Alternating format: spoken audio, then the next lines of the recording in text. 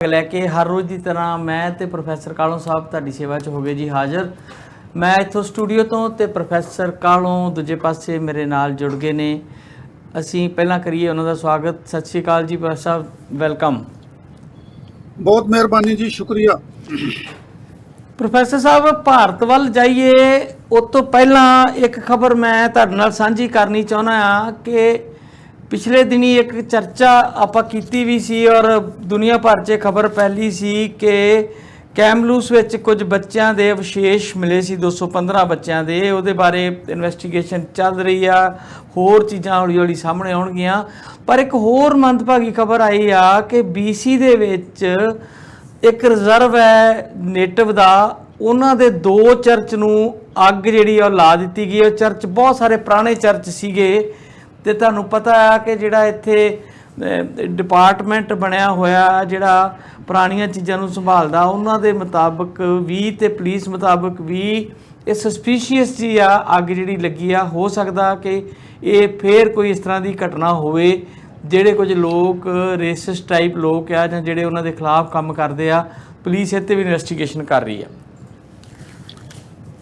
बिल्कुल जी, ਇਹਦੀ ਸੰਭਾਵਨਾ ਹੋ ਸਕਦੀ ਆ ਕਿਉਂਕਿ ਜਿਹੜੇ ਇੰਨੇ ਸਾਲ ਜਿਹੜੇ ਨੇਟਿਵਸ ਹੈਗੇ ਆ ਉਹਨਾਂ ਦੇ ਉੱਤੇ ਜ਼ੁਲਮ ਹੁੰਦੇ ਰਹੇ, ਜਿਹਦਾ ਹਿੱਸਾ ਤੁਸੀਂ ਆਪਾਂ ਸਾਂਝਾ ਕੀਤਾ ਸੀਗਾ, ਪ੍ਰੋਗਰਾਮ ਵੀ ਕੀਤਾ ਸੀਗਾ ਪਿਛਲੀ ਵਾਰੀ ਕੁਝ ਦਿਨ ਪਹਿਲਾਂ, ਭਈ 215 ਜਿਹੜੀਆਂ ਅਸਤੀਆਂ ਆ ਜਾਂ ਉਹਨਾਂ ਦੇ ਜਿਹੜੇ ਸਮਝ ਲਓ ਬਈ ਕੰਗਾਲ ਪਿੰਜਰ ਕੁਝ ਵੀ ਕਹਿ ਲਓ, ਮਤਲਬ ਕਿ 215 ਜਿਹੜੇ ਬੱਚੇ ਹੈਗੇ ਆ 3 ਸਾਲ ਤੋਂ 18 ਸਾਲ ਤੱਕ ਦੇ, ਉਹਨਾਂ ਦੀ ਇਹ ਇੱਕ ਦੁਖਾਂਤ ਵਾਲੀ ਗੱਲ ਆਪਾਂ ਕਹਿ ਸਕਦੇ ਹਾਂ ਕਿ ਕਿਵੇਂ ਉਹਨਾਂ ਨੂੰ ਮਾਪਿਆਂ ਕੋਲੋਂ ਵਿਛੋੜਿਆ ਗਿਆ ਤੇ ਜਿਹੜੇ ਰੈਜ਼ੀਡੈਂਸ਼ੀਅਲ ਸਕੂਲ ਸੀਗੇ ਉਹਨਾਂ ਵਿੱਚ ਲਿਆਂਦਾ ਗਿਆ, ਕਿਵੇਂ ਉਹਨਾਂ 'ਤੇ ਟਾਰਚਰ ਕੀਤੇ ਗਏ ਔਰ ਉਸ ਤੋਂ ਬਾਅਦ ਉਹਨਾਂ ਨੂੰ ਮਾਰ ਕੇ ਤੇ ਦਬਾ ਦਿੱਤਾ ਗਿਆ।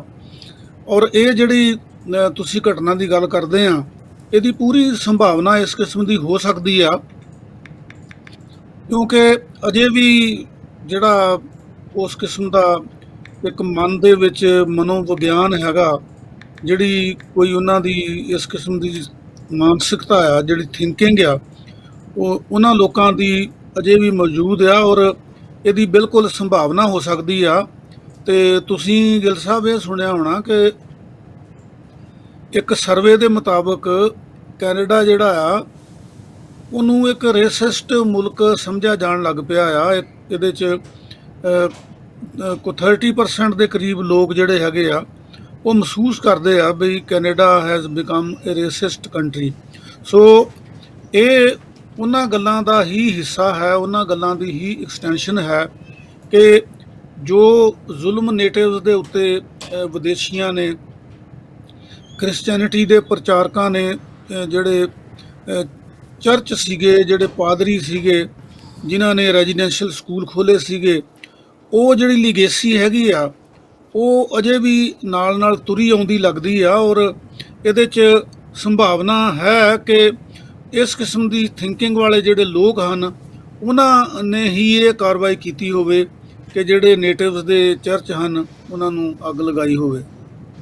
ਜੀ, ਇੱਕ ਦੋ ਇੰਟਰਨੈਸ਼ਨਲ ਨਿਊਜ਼ ਤੁਹਾਡੇ ਨਾਲ ਹੋਰ ਸਾਂਝੀਆਂ ਕਰਨੀਆਂ ਚਾਹੁੰਦਾ। ਇੱਕ ਤਾਂ ਅਫਗਾਨਿਸਤਾਨ ਨੂੰ ਲੈ ਕੇ ਜਿਹੜੀ ਨਿਊਜ਼ ਹੈ ਉਹ ਇਹ ਆ ਕਿ ਅਮਰੀਕਾ ਜਿਹੜਾ ਆ ਉਹ ਪਾਕਿਸਤਾਨ ਨੂੰ ਪ੍ਰੈਸ਼ਰਾਈਜ਼ ਕਰ ਰਿਹਾ ਹੈ ਕਿ ਸਤੰਬਰ ਤੋਂ ਬਾਅਦ, ਜਦੋਂ ਆਪਾਂ ਪਹਿਲਾਂ ਵੀ ਵੈਸੇ ਗੱਲ ਕਰ ਚੁੱਕੇ ਹਾਂ ਪਰ ਲੇਟੈਸਟ ਖਬਰਾਂ ਫਿਰ ਇਹ ਆ ਰਹੀਆਂ ਨੇ ਕਿ ਜਦੋਂ ਅਫਗਾਨਿਸਤਾਨ 'ਚੋਂ ਅਮਰੀਕਨ ਟਰੂਪਸ ਵਾਪਸ ਆ ਜਾਣਗੇ ਤੇ ਅਮਰੀਕਾ ਚਾਹ ਰਿਹਾ ਹੈ ਕਿ ਪਾਕਿਸਤਾਨ ਜਿਹੜਾ ਜਿੱਦਾਂ ਉਹਨਾਂ ਦਾ ਪਹਿਲਾਂ ਚੱਲ ਰਹੇ ਸਮਝੌਤੇ ਉਹਦੇ ਮੁਤਾਬਕ ਜਿਹੜੇ ਉੱਥੇ 에ਅਰ ਬੇਸ ਨੇ ਉਹਨਾਂ ਦੀ ਇਜਾਜ਼ਤ ਦੇਵੇ।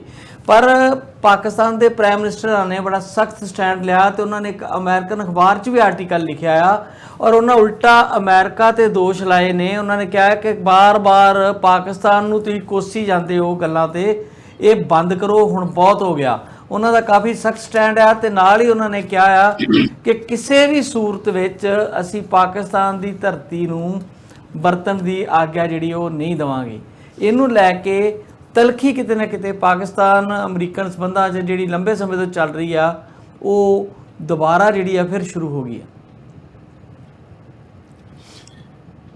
ਦੇਖੋ ਜੀ, ਅਫਗਾਨਿਸਤਾਨ ਜਿਹੜਾ ਆ, ਅੱਗੇ ਵੀ ਆਪਾਂ ਗੱਲ ਕਰਦੇ ਹੁੰਦੇ ਆ ਕਿ ਇਹ ਅੰਗਰੇਜ਼ਾਂ ਦੇ ਰਾਜ ਦੇ ਵੇਲੇ ਵੀ ਉਹ ਇੱਕ ਵੱਖਰੀ ਕਿਸਮ ਦਾ ਖਿੱਤਾ ਹੈਗਾ। ਵੱਖਰੀ ਕਿਸਮ ਦੇ ਖਿੱਤੇ ਤੋਂ ਮੇਰਾ ਭਾਵ ਇਹ ਆ ਕਿ ਅਫਗਾਨ ਲੋਕ ਜਿਹੜੇ ਆ ਉਹ ਨਾਬਰ ਨੇ, ਉਹ ਕਿਸੇ ਦੀ ਅਧੀਨਗੀ ਜਿਹੜੀ ਆ ਉਹ ਪ੍ਰਵਾਨ ਨਹੀਂ ਕਰਦੇ। ਔਰ ਉਹ ਤੁਸੀਂ ਦੇਖ ਹੀ ਲਿਆ ਆ ਬਈ 1978 ਦੇ ਵਿੱਚ ਰੂਸ ਦੀਆਂ ਫੌਜਾਂ ਜਿਹੜੀਆਂ ਉਹ ਉਹਨਾਂ ਦੀ ਮਦਦ ਵਾਸਤੇ ਗਈਆਂ ਸੀਗੀਆਂ, ਔਰ ਉਸ ਤੋਂ ਬਾਅਦ ਅਮਰੀਕਾ ਨੇ ਦਖਲਅੰਦਾਜ਼ੀ ਕੀਤੀ ਤੇ ਜਿਹੜੇ ਉੱਥੋਂ ਦੇ ਐਕਸਟ੍ਰੀਮਿਸਟ ਹੈਗੇ ਆ ਉਹ ਪੈਦਾ ਕੀਤੇ, ਤੇ ਉਹਨਾਂ ਦੇ ਜਿਹੜੇ ਇਸ ਕਿਸਮ ਦੇ ਬੀਜ ਬੀਜੇ ਆ, ਇਹ ਬੜੀ ਵਾਰੀ ਗੱਲ ਹੋਈ ਆ, ਬਾਰ-ਬਾਰ ਹੁੰਦੀ ਰਹਿਣੀ ਆ ਭਈ ਸਾਰੀ ਦੁਨੀਆ ਦੇ ਵਿੱਚ ਜਿੱਥੇ ਕਿਤੇ ਕੋਈ ਪੁਆੜਾ ਪੈਂਦਾ ਆ, ਉੱਥੇ ਹੀ ਜਦੋਂ ਤੁਸੀਂ ਖੋਜਬੀਨ ਕਰਦੇ ਹੋ ਤਾਂ ਅਮਰੀਕਾ ਦੀ ਜਿਹੜੀ ਕਾਰਸਤਾਨੀ ਆ ਉਹ ਦਿਖਾਈ ਦਿੰਦੀ ਆ।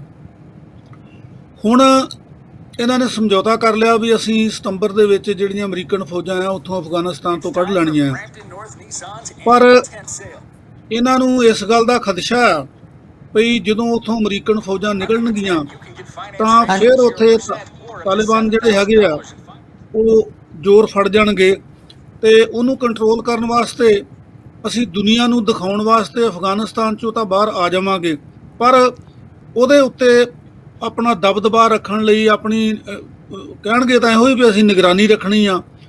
ਅਸਲ ਦੇ ਵਿੱਚ ਦਬਦਬਾ ਰੱਖਣ ਦੀ ਨੀਤੀ ਜਿਹੜੀ ਆ ਉਹਦੇ ਤਹਿਤ ਇਹ ਪਾਕਿਸਤਾਨ ਨੂੰ ਕਹਿ ਰਹੇ ਹੈਗੇ ਆ ਕਿ ਤੁਸੀਂ ਸਾਨੂੰ ਆਪਣੇ 에ਅਰ ਬੇਸ ਜਿਹੜੇ ਆ ਉਹ ਵਰਤਣ ਦੀ ਆਗਿਆ ਦਿਓ।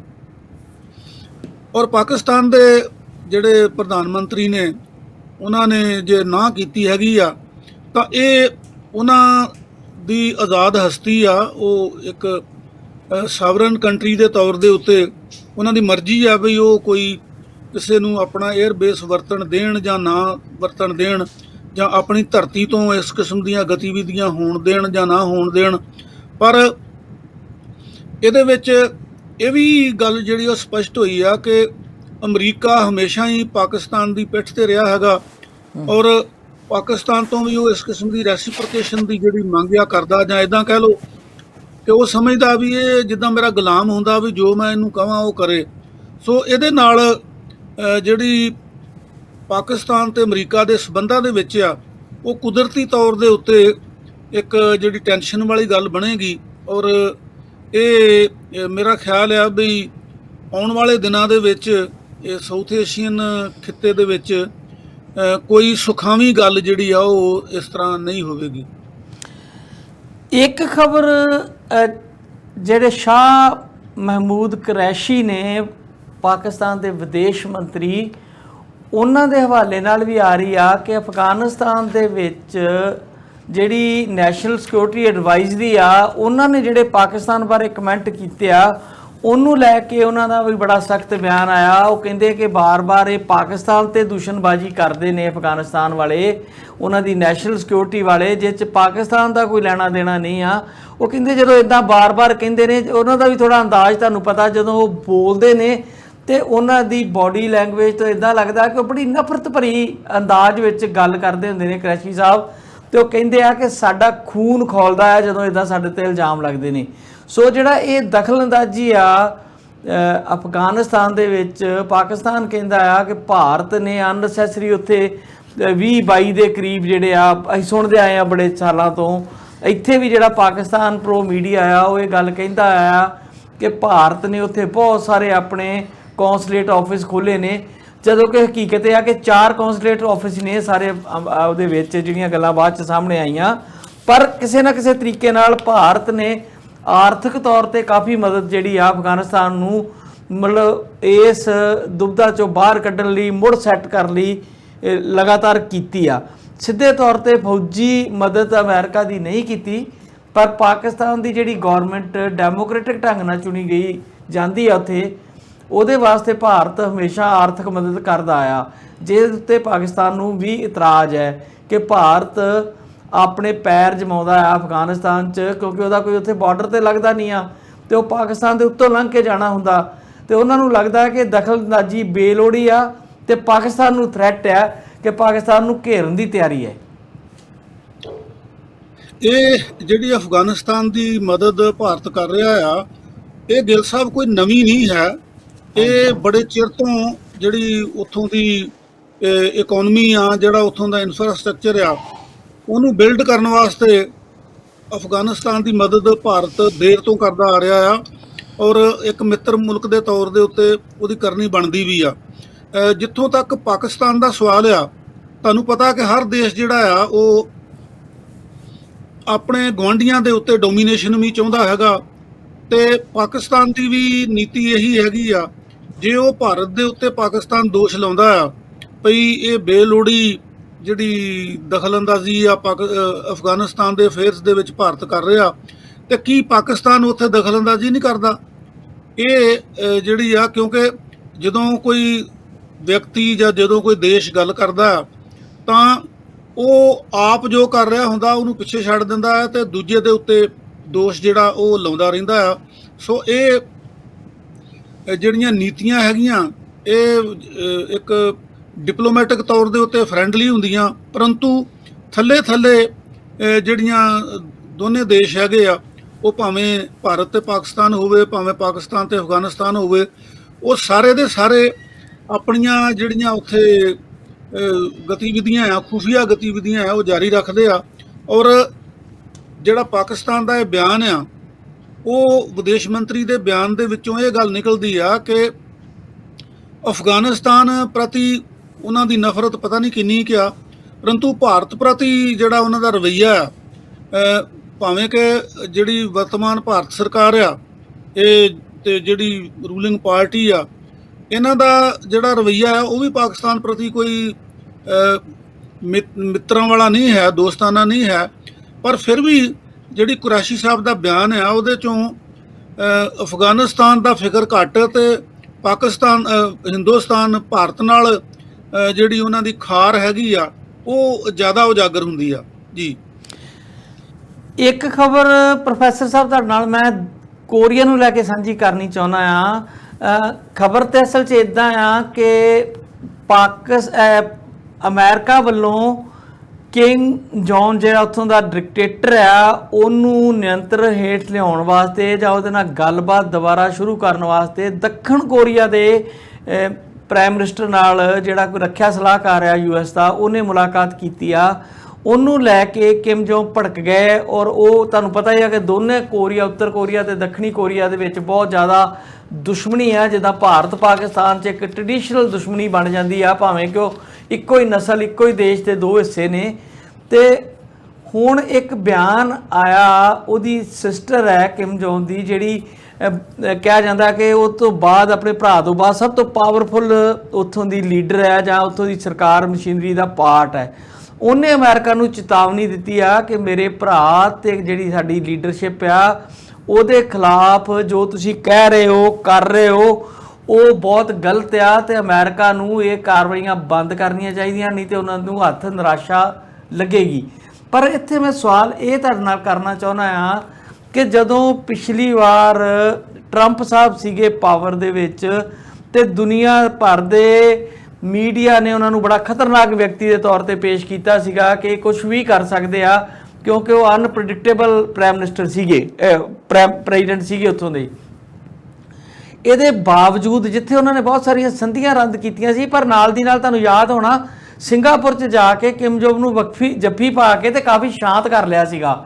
ਪਰ ਜਦੋਂ ਦੀ ਦੁਬਾਰਾ ਡੈਮੋਕ੍ਰੇਟ ਆਏ ਨੇ, ਇਹਨਾਂ ਕੋਲੋਂ ਤਵੱਕੋ ਕੀਤੀ ਜਾਂਦੀ ਆ ਕਿ ਡੈਮੋਕ੍ਰੇਟ ਜਿਹੜੇ ਨੇ ਉਹ ਬਿਹਤਰ ਹਿਊਮਨ ਰਾਈਟਸ ਦਾ ਧਿਆਨ ਰੱਖਦੇ ਨੇ ਰਿਪਬਲਿਕਨ ਜਿਹੜੇ ਉਹਨਾਂ ਨਾਲੋਂ।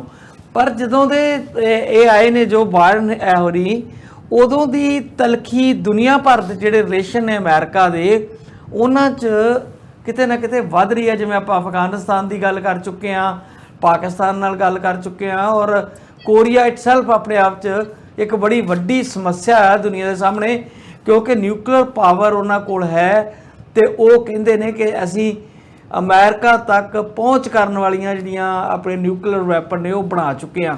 ਸੋ ਜਿਹੜੀ ਇਹ ਥ੍ਰੈਟ ਆਉਂਦੀ ਹੈ ਬਾਰ-ਬਾਰ, ਭਾਵੇਂ ਇਹਦੇ ਨਾਲ ਉੱਦਾਂ ਤੇ ਸਿੱਧੇ ਤੌਰ ਤੇ ਕੋਈ ਅਸਰ ਨਹੀਂ ਹੋਇਆ, ਲੰਬੇ ਸਮੇਂ ਤੋਂ ਚੱਲ ਰਹੀ ਆ, ਪਰ ਤਲਖੀ ਦਾ ਇੱਕਦਮ ਵਧਣਾ, ਫਿਰ ਗੱਲ ਘਟਣੀ, ਤਲਖੀ ਵਧਣੀ, ਇਹ ਕਿਤੇ ਨਾ ਕਿਤੇ ਦੁਨੀਆ ਨੂੰ ਹੁਣ ਸਮਝ ਨਹੀਂ ਆਉਂਦੀ ਕਿ ਜਿਹੜੀ ਅਮਰੀਕਾ ਦੀ ਪੁਰਾਣੀ ਪਾਲਿਸੀ ਆ ਕਿ ਆਪਣਾ ਕੋਈ ਨਾ ਕੋਈ ਛੇੜ ਰੱਖੋ ਤੇ ਹਥਿਆਰ ਵੇਚੀ ਜਾਓ ਵਾਲੀ ਆ, ਜਾਂ ਕੋਈ ਹੋਰ ਪਾਲਿਸੀ ਆ ਕਿ ਡੈਮੋਕ੍ਰੇਟ ਪ੍ਰੈਜ਼ੀਡੈਂਟ ਜਿਹੜੇ ਆ, ਇੱਕ ਬਜ਼ੁਰਗ ਵੀ ਨੇ, ਬੜੇ ਹੰਡੇ ਹੋਏ ਸਿਆਸਤਦਾਨ ਨੇ, ਵਾਈਸ ਪ੍ਰੈਜ਼ੀਡੈਂਟ ਰਹਿ ਚੁੱਕੇ ਆ, ਇੰਟਰਨੈਸ਼ਨਲ ਮਾਮਲਿਆਂ ਨੂੰ ਸਮਝਦੇ ਆ, ਤੇ ਫਿਰ ਕੀ ਕਾਰਨ ਆ ਕਿ ਉਹਨਾਂ ਦੇ ਇਸ ਪੀਰੀਅਡ ਦੇ ਵਿੱਚ ਦੁਨੀਆ ਦੇ ਬਾਕੀ ਮੁਲਕਾਂ ਨਾਲ ਉਹਨਾਂ ਦੀਆਂ ਕਿਤੇ ਨਾ ਕਿਤੇ ਤਲਖੀਆਂ ਵੱਧ ਰਹੀਆਂ ਨੇ, ਕਿਤੇ ਨਾ ਕਿਤੇ ਉਹਨਾਂ ਦਾ ਜਿਹੜਾ ਆ ਉਹ ਵਿਹਾਰ ਆ ਉਹਨੂੰ ਕ੍ਰਿਟਿਸਾਈਜ਼ ਕੀਤਾ ਜਾ ਰਿਹਾ। ਗਿੱਲ ਸਾਹਿਬ, ਉੱਤਰੀ ਕੋਰੀਆ ਪ੍ਰਤੀ ਜਿਹੜੀ ਤੁਸੀਂ ਗੱਲ ਕੀਤੀ ਆ ਕਿ ਟਰੰਪ ਨਾਲੋਂ ਜਿਹੜੀ ਹੁਣ ਜੋ ਬਾਈਡਨ ਦੀ ਐਡਮਿਨਿਸਟ੍ਰੇਸ਼ਨ ਆ ਉਹਨੇ ਤਬਦੀਲੀ ਲਿਆਂਦੀ ਆ, ਅਮਰੀਕਾ ਦੀ ਜਿਹੜੀ ਪਾਲਿਸੀ ਆ ਇਹਦੇ 'ਚ ਕੋਈ ਸ਼ੱਕ ਨਹੀਂ ਕਿ ਇੱਕ ਵਿਅਕਤੀ ਜਿਹੜਾ ਆ ਉਹ ਮੈਟਰ ਕਰਦਾ ਆ। ਪ੍ਰੈਜ਼ੀਡੈਂਟ ਜਦੋਂ ਬਣਦਾ ਆ ਤਾਂ ਉਹਦਾ ਫਰਕ ਪੈਂਦਾ ਆ, ਪਰ ਬੇਸਿਕ ਕੋਈ ਫਰਕ ਨਹੀਂ ਪੈਂਦਾ। ਜਿਹੜੀਆਂ ਮੂਲ ਨੀਤੀਆਂ ਆ ਉਹ ਉਹੀ ਰਹਿੰਦੀਆਂ ਹੈਗੀਆਂ। ਅਮਰੀਕਾ ਜਿਹੜਾ ਆ ਉਹ ਕਾਰਪੋਰੇਟ ਸੈਕਟਰ ਦਾ ਸਾਮਰਾਜ ਦਾ ਨੁਮਾਇੰਦਾ ਆ, ਔਰ ਜਿਹੜੇ ਟਰੰਪ ਸਾਹਿਬ ਨੇ ਕੋਸ਼ਿਸ਼ ਕੀਤੀ ਸੀਗੀ ਉਹਦੇ 'ਚੋਂ ਕਿੰਨੇ ਕਾਮਯਾਬ ਹੋਏ, ਕਿਵੇਂ ਪਤਿਆਇਆ, ਕੀ ਨਹੀਂ ਕੀਤਾ ਨਾਰਥ ਕੋਰੀਆ ਦੇ ਜਿਹੜੇ ਡਿਕਟੇਟਰ ਆ ਉਹਨਾਂ ਨੂੰ। ਪਰੰਤੂ ਇੱਕ ਗੱਲ ਬੜੀ ਸਪਸ਼ਟ ਆ ਕਿ ਜਿਹੜੇ ਕਮਿਊਨਿਸਟ ਕੰਟਰੀ ਹੈਗੇ ਆ, ਕਿਮ ਇਲ ਸੁੰਗ ਦੇ ਵੇਲੇ ਤੋਂ ਹੀ ਨਾਰਥ ਕੋਰੀਆ ਜਿਹੜਾ ਹੈਗਾ, ਔਰ ਭਾਵੇਂ ਚੀਨ ਦੀ, ਨਾਰਥ ਕੋਰੀਆ ਦੀ, ਵੀਅਤਨਾਮ ਦੀ ਤੇ ਕਿਊਬਾ ਦੀ ਆਪਸ 'ਚ ਕੋਈ ਕੋਆਰਡੀਨੇਸ਼ਨ ਹੋਵੇ ਜਾਂ ਨਾ ਹੋਵੇ, ਪਰੰਤੂ ਇੱਕ ਫੈਕਟ ਆ ਕਿ ਉਹ ਕਮਿਊਨਿਸਟ ਕੰਟਰੀਜ਼ ਹੈਗੇ ਆ। ਔਰ ਅਮਰੀਕਾ ਦੀ ਜਿਹੜੀ ਨੀਤੀ ਹੈਗੀ ਆ ਉਹ ਕਮਿਊਨਿਸਟਾਂ ਨੂੰ ਕੱਲੀ ਦਬਾਉਣ ਦੀ ਨਹੀਂ ਗੀ, ਉਹ ਖ਼ਤਮ ਕਰਨ ਦੀ ਆ ਕਿ ਇੱਕ ਵਿਚਾਰਧਾਰਾ ਜਿਹੜੀ ਹੈਗੀ ਆ ਉਹਨੂੰ ਉਹ ਕਿਤੇ ਵੀ ਦੁਨੀਆ ਦੇ ਵਿੱਚ ਪ੍ਰਫੁੱਲਤ ਹੁੰਦੀ ਦੇਖ ਨਹੀਂ ਸਕਦੇ। ਤੇ ਜਿਹੜੀ ਉਹਦੀ ਭੈਣ ਨੇ ਇਹ ਗੱਲ ਕਹੀ ਆ, ਹੁਣ ਦੇਖੋ ਤੁਹਾਨੂੰ ਪਤਾ ਹੋਣਾ ਕਿ ਜਦੋਂ ਨਾਰਥ ਵੀਅਤਨਾਮ ਤੇ ਸਾਊਥ ਵੀਅਤਨਾਮ ਹੁੰਦੇ ਸੀਗੇ, ਜਦੋਂ ਹੋਚੀਮਿਨ ਦੀ ਅਗਵਾਈ ਦੇ ਵਿੱਚ ਉੱਤਰੀ ਵੀਅਤਨਾਮ ਜਿਹੜਾ ਹੈਗਾ ਉਹਦੇ ਵਿੱਚ ਦਖਲ ਦਿੰਦੇ ਸੀਗੇ ਅਮਰੀਕਾ ਵਾਲੇ ਦੱਖਣੀ ਵੀਅਤਨਾਮ ਦੇ ਰਾਹੀਂ, ਤੇ ਅਲਟੀਮੇਟਲੀ ਉੱਤਰੀ ਤੇ ਦੱਖਣੀ ਵੀਅਤਨਾਮ ਜਿਹੜੇ ਉਹ ਇੱਕ ਹੋ ਗਏ ਸੀਗੇ। ਹੁਣ ਇੱਕੋ ਹੀ ਕੰਟਰੀ ਆ ਵੀਅਤਨਾਮ। ਤੇ ਇਸੇ ਤਰ੍ਹਾਂ ਉਹਨਾਂ ਨੇ ਕਿਊਬਾ ਨੂੰ ਵੀ ਬੜੀ ਦਬਾਉਣ ਦੀ ਕੋਸ਼ਿਸ਼ ਕੀਤੀ। ਹੁਣ ਚੀਨ ਅੱਗੋਂ, ਕਿਉਂਕਿ ਉਹਨੂੰ ਦਬਕਾ ਇਸ ਤਰੀਕੇ ਨਾਲ ਮਾਰ ਨਹੀਂ ਸਕਦੇ, ਉਹ ਵੀ ਅੱਗੋਂ ਘੂਰ ਲੈਂਦਾ ਆ। ਤੇ ਨਾਰਥ ਕੋਰੀਆ ਵਾਲੇ ਕਹਿੰਦੇ ਆ ਵੀ ਜੇ ਤੁਸੀਂ ਸਾਨੂੰ ਖ਼ਤਮ ਕਰਨਾ ਚਾਹੋਗੇ ਤੇ ਜਿਹੜੀ ਸਾਡੀ ਤਾਕਤ ਹੈਗੀ ਅਸੀਂ ਵੀ ਵਰਤਾਂਗੇ, ਅਸੀਂ ਵੀ ਚੁੱਪ ਚਪੀਤੇ ਇਸ ਤਰ੍ਹਾਂ ਖ਼ਤਮ ਹੋਣ ਵਾਲੇ ਨਹੀਂ। ਤੇ ਜਿਹੜਾ ਸਾਊਥ ਕੋਰੀਆ ਦੇ ਵਿੱਚ ਯਾਨੀ ਜਿਹੜੀ ਅਮਰੀਕਾ ਦੀ ਦਖਲ ਅੰਦਾਜ਼ੀ ਆ ਉਹ ਸਾਰੀ ਦੀ ਸਾਰੀ ਸਾਊਥ ਕੋਰੀਆ ਰਾਹੀਂ ਹੁੰਦੀ ਹੈਗੀ ਆ। ਤੇ ਉੱਥੋਂ ਜਦੋਂ ਇਹ ਜਾ ਕੇ ਇਸ ਕਿਸਮ ਦੀਆਂ ਕਾਰਵਾਈਆਂ, ਇਸ ਕਿਸਮ ਦੀਆਂ ਗਤੀਵਿਧੀਆਂ ਕਰਦੇ ਆ ਤਾਂ ਕੁਦਰਤੀ ਤੌਰ ਤੇ ਇਹਦੇ ਨਾਲ ਟੈਨਸ਼ਨ ਪੈਦਾ ਹੁੰਦੀ ਆ। ਔਰ ਇਹ ਤੁਹਾਡੀ ਗੱਲ ਦਰੁਸਤ ਆ ਕਿ ਜੋ ਬਾਈਡਨ ਹੋਰਾਂ ਤੋਂ ਜੋ ਉਮੀਦ ਕੀਤੀ ਜਾਂਦੀ ਸੀਗੀ ਕਿ ਇਹ ਵਰਲਡ ਪੀਸ ਲਈ ਕੁਝ ਗੱਲ ਕਰਨ, ਕਿਉਂਕਿ ਅਮਰੀਕਾ ਕਦੀ ਵੀ ਵਰਲਡ ਪੀਸ ਲਈ ਗੱਲ ਨਹੀਂ ਕਰਦਾ। ਉਹਦੇ ਲਈ ਇਹ ਜਾਣਿਆ ਜਾਂਦਾ ਕਿ ਇਹ ਇੱਕ ਦੁਨੀਆ ਦਾ ਥਾਣੇਦਾਰ ਆ ਔਰ ਇਹ ਇੱਧਰ ਉੱਧਰ ਢੁੱਡਾ ਮਾਰਦਾ ਰਹਿੰਦਾ। ਤੇ ਇਹ ਵੀ ਜਿਹੜੀ ਗੱਲ ਹੈਗੀ ਆ ਢੁੱਡ ਮਾਰਨ ਵਾਲੀ, ਇਹ ਵੀ ਮੇਰਾ ਖਿਆਲ ਆ ਵੀ ਕੋਈ ਬਹੁਤੀ ਠੀਕ ਨੀਤੀ ਵਾਲੀ ਗੱਲ ਨਹੀਂ ਲੱਗਦੀ। ਸੋ ਇਹਦੇ ਨਾਲ ਵੀ ਏਸ਼ੀਆ ਦੇ ਵਿੱਚ ਵੀ ਔਰ ਵਰਲਡ ਦੇ ਵਿੱਚ ਵੀ ਜਿਹੜੀ ਪੀਸ, ਜਿਹੜਾ ਅਮਨ ਆ, ਉਹਨੂੰ ਖਤਰਾ ਪੈਦਾ ਹੁੰਦਾ। ਪ੍ਰੋਫੈਸਰ ਸਾਹਿਬ, ਅਗਲੀ ਖਬਰ ਵੀ ਮੈਂ ਤੁਹਾਡੇ ਨਾਲ ਸਾਂਝੀ ਅਫਗਾਨਿਸਤਾਨ ਨੂੰ ਲੈ ਕੇ ਕਰਨੀ ਚਾਹੁੰਦਾ ਹਾਂ ਕਿ ਕਿਉਂਕਿ ਮੇਰਾ ਘੱਟੋ ਘੱਟ ਮੈਂ ਜਦੋਂ ਵੀ ਸ਼ੀਲ ਨਾਲ ਵੀ ਗੱਲ ਕਰਦਾ ਬਾਰ-ਬਾਰ ਧਿਆਨ ਜਾਂਦਾ ਹੈ, ਕਿਉਂਕਿ ਅਫਗਾਨਿਸਤਾਨ ਦਾ ਉਹ ਖਿੱਤਾ ਆ ਜਿਹੜਾ ਬੜਾ ਸਟ੍ਰੈਟੇਜਿਕ ਪੁਆਇੰਟ ਆਫ ਵਿਊ ਨਾਲ ਬੜਾ ਮਹੱਤਵਪੂਰਨ ਗਿਣਿਆ ਜਾਂਦਾ ਆ। ਉਹਦੇ ਵਿੱਚ ਰਸ਼ੀਆ ਨੇ ਵੀ ਦਖਲ ਦਿੱਤਾ, ਨਾਲ ਉਹਦੇ ਚਾਈਨਾ ਲੱਗਦਾ ਆ, ਪੂਰੇ ਦੇ ਪੂਰੇ ਏਸ਼ੀਅਨ ਸਬ ਕੰਟੀਨੈਂਟ ਦੇ ਉੱਤੇ ਉਹਦੇ ਅਸਰ ਪੈਂਦੇ ਆ ਜਦੋਂ ਉੱਥੇ ਕੋਈ ਹਿਲਜੁਲ ਹੁੰਦੀ ਆ ਜਾਂ ਜਿਹੜੀ ਪੋਲੀਟੀਕਲ ਚੇਂਜ ਹੁੰਦੀ ਆ। ਉੱਥੇ ਤਾਂ ਵੈਸੇ ਹਮੇਸ਼ਾ ਹੀ ਇੱਕ ਤਰ੍ਹਾਂ ਦਾ ਸਿਵਲ ਵਾਰ ਵਰਗਾ ਮਾਹੌਲ ਰਿਹਾ। ਅਜੇ ਸਤੰਬਰ ਵਿੱਚ ਫੌਜ ਵਾਪਸ ਆਉਣੀ ਆ ਤੇ 30 ਦੇ ਕਰੀਬ ਜ਼ਿਲ੍ਹੇ ਜਿਹੜੇ ਆ ਉਹ ਤਾਲਿਬਾਨ ਦੇ ਕਬਜ਼ੇ 'ਚ ਆ ਚੁੱਕੇ ਆ। ਯਾਨੀ ਕਿ ਪ੍ਰੈਕਟੀਕਲੀ ਕਿਹਾ ਜਾਂਦਾ ਆ ਕਿ ਅਫਗਾਨਿਸਤਾਨ ਦੇ ਵਿੱਚ 2/3 ਏਰੀਏ ਦੇ ਉੱਤੇ ਤਾਲਿਬਾਨ ਦਾ ਕੰਟਰੋਲ ਹੈ। ਤੇ ਨਾ ਮਾਤਰ ਸਰਕਾਰ ਹੈ। ਤੇ ਇਹਨਾਂ ਹਾਲਾਤਾਂ ਦੇ ਵਿੱਚ ਜਦੋਂ ਯੂਐਸ ਵਾਲੇ ਤਾਲਿਬਾਨ ਨਾਲ ਸਮਝੌਤਾ ਕਰਕੇ ਵਾਪਸ ਆ ਰਹੇ ਆ, ਤੇ ਮੈਨੂੰ ਨਹੀਂ ਲੱਗਦਾ ਕਿ ਦੁਨੀਆ ਦੀ ਕੋਈ ਤਾਕਤ ਤਾਲਿਬਾਨ ਨੂੰ ਦੁਬਾਰਾ ਪਾਵਰ 'ਚ ਆਉਣ ਤੋਂ ਰੋਕ ਸਕੇ, ਭਾਵੇਂ ਉਹ ਗੰਦੇ ਜ਼ੋਰ ਨਾਲ ਹੀ ਆਉਣ, ਕਿਉਂਕਿ ਡੈਮੋਕ੍ਰੇਸੀ ਨਾਲ ਤੇ ਉਹ ਆਉਣਾ ਨਹੀਂ ਚਾਹੁੰਦੇ। ਤੇ ਦੂਜੇ ਪਾਸੇ ਹਾਲਾਤ ਇਹ ਆ ਕਿ ਜਦੋਂ ਤਾਲਿਬਾਨ ਪਾਵਰ ਦੇ ਵਿੱਚ ਆਉਂਦੇ ਨੇ, ਹਾਲਾਂਕਿ ਬਹੁਤ ਸਾਰੇ ਲੋਕਾਂ ਦਾ ਮਤ ਇਹ ਆ ਕਿ ਹਰ ਮੁਲਕ ਦੇ ਲੋਕਾਂ ਨੂੰ ਆਪਣੇ ਨੁਮਾਇੰਦੇ, ਆਪਣੇ ਲੀਡਰ, ਆਪਣੇ ਆਗੂ ਚੁਣਨ ਦਾ ਅਧਿਕਾਰ ਹੈ। ਚੁਣ ਕੇ ਲਿਆਉਣ ਜਾਂ ਜਿੱਦਾਂ ਮਰਜ਼ੀ ਲਿਆਉਣ, ਉਹਨਾਂ ਦਾ ਇੰਟਰਨਲ ਮਾਮਲਾ ਹੁੰਦਾ ਆ।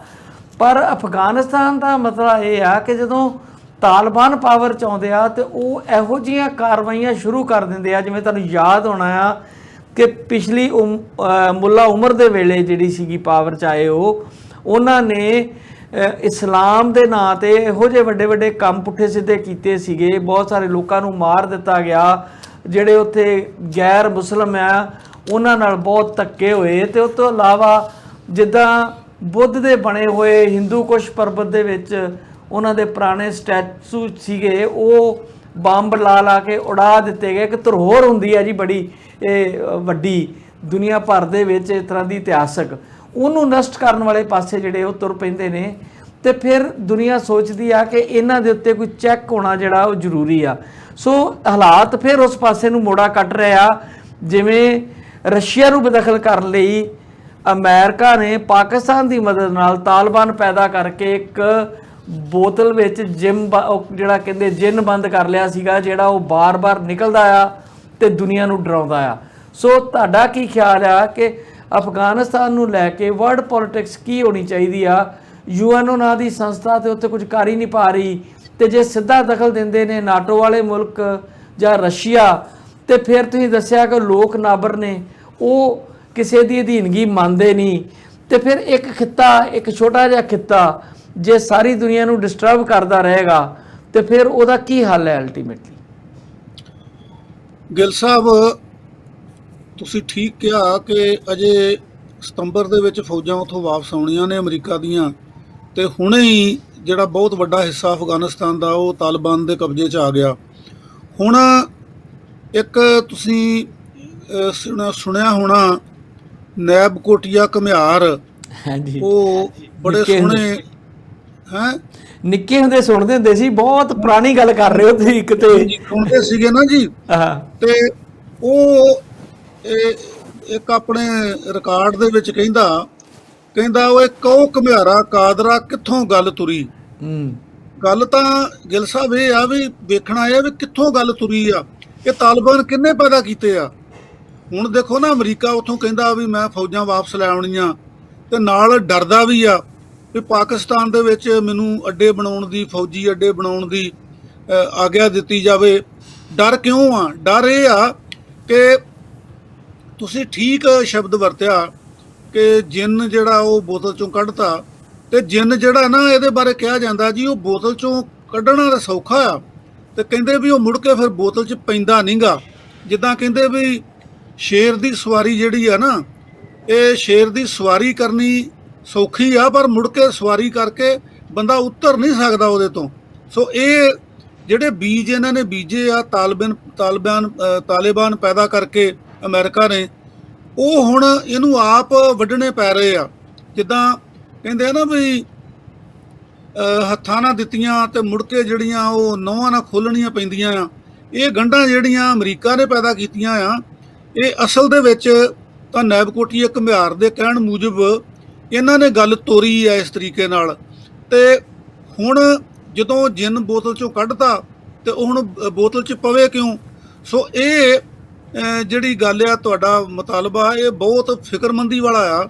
ਭਈ ਜੇ ਫੌਜਾਂ ਨਿਕਲੀਆਂ ਨਹੀਂ ਤੇ ਵੱਡੇ ਹਿੱਸੇ ਤੇ ਤਾਲਿਬਾਨ ਨੇ ਕਬਜ਼ਾ ਕਰ ਲਿਆ, ਤੇ ਜਦੋਂ ਫੌਜਾਂ ਨਿਕਲ ਜਾਣਗੀਆਂ ਉਦੋਂ ਕੀ ਹਾਲ ਹੋਵੇਗਾ? ਤੇ ਨਾਲ ਦੀ ਨਾਲ ਜਦੋਂ ਪਾਕਿਸਤਾਨ ਕਹਿ ਰਿਹਾ ਵੀ ਮੈਂ ਨਥਿੰਗ ਡੂਇੰਗ, ਮੈਂ ਨਹੀਂ ਕੋਈ ਵੀ ਆਪਣਾ ਇੱਥੇ ਪਾਕਿਸਤਾਨ ਦੇ ਵਿੱਚ ਅਮਰੀਕਾ ਨੂੰ ਅੱਡਾ ਬਣਾਉਣ ਦੇਣਾ, ਤਾਂ ਕੁਦਰਤੀ ਤੌਰ ਦੇ ਉੱਤੇ ਉੱਥੇ, ਕਿਉਂਕਿ ਪਹਿਲਾ ਜਿਹੜਾ ਤਾਲਿਬਾਨ ਦਾ ਰਾਜ ਹੈਗਾ ਉਹ ਦੇਖਿਆ ਆ, ਉੱਥੇ ਕਤਲੋਗਾਰਤ ਹੋਏਗੀ, ਉੱਥੇ ਗੈਰ ਮਨੁੱਖੀ ਕਾਰਵਾਈਆਂ ਹੋਣਗੀਆਂ।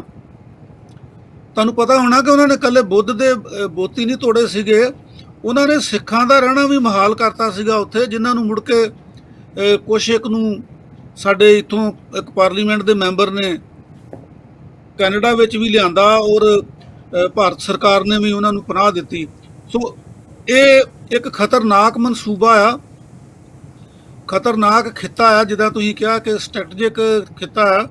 ਤੇ ਇਹਦੇ ਪ੍ਰਤੀ ਇਹੋ ਹੀ ਆ, ਜੇ ਸਿੰਸੈਰਿਟੀ ਹੋਵੇ, ਜੇ ਸੁਹਿਰਦਤਾ ਹੋਵੇ, ਸੰਜੀਦਗੀ ਹੋਵੇ, UNO ਜਿਹੜੀ ਆ ਉਹ ਕਿਤੇ ਕੋਈ ਕਾਰਵਾਈ ਕਰਨ ਦੇ ਸਮਰੱਥ ਹੋਵੇ, ਕੋਈ ਉਹਦਾ ਦਖਲ ਹੋਵੇ, ਤਾਂ ਹੀ ਉਹ ਇਸ ਕਿਸਮ ਦਾ ਜਿਹੜਾ ਕੋਈ ਉੱਥੇ ਅਮਨ ਅਮਾਨ ਵਾਲੀ ਗੱਲ ਹੋ ਸਕਦੀ ਆ।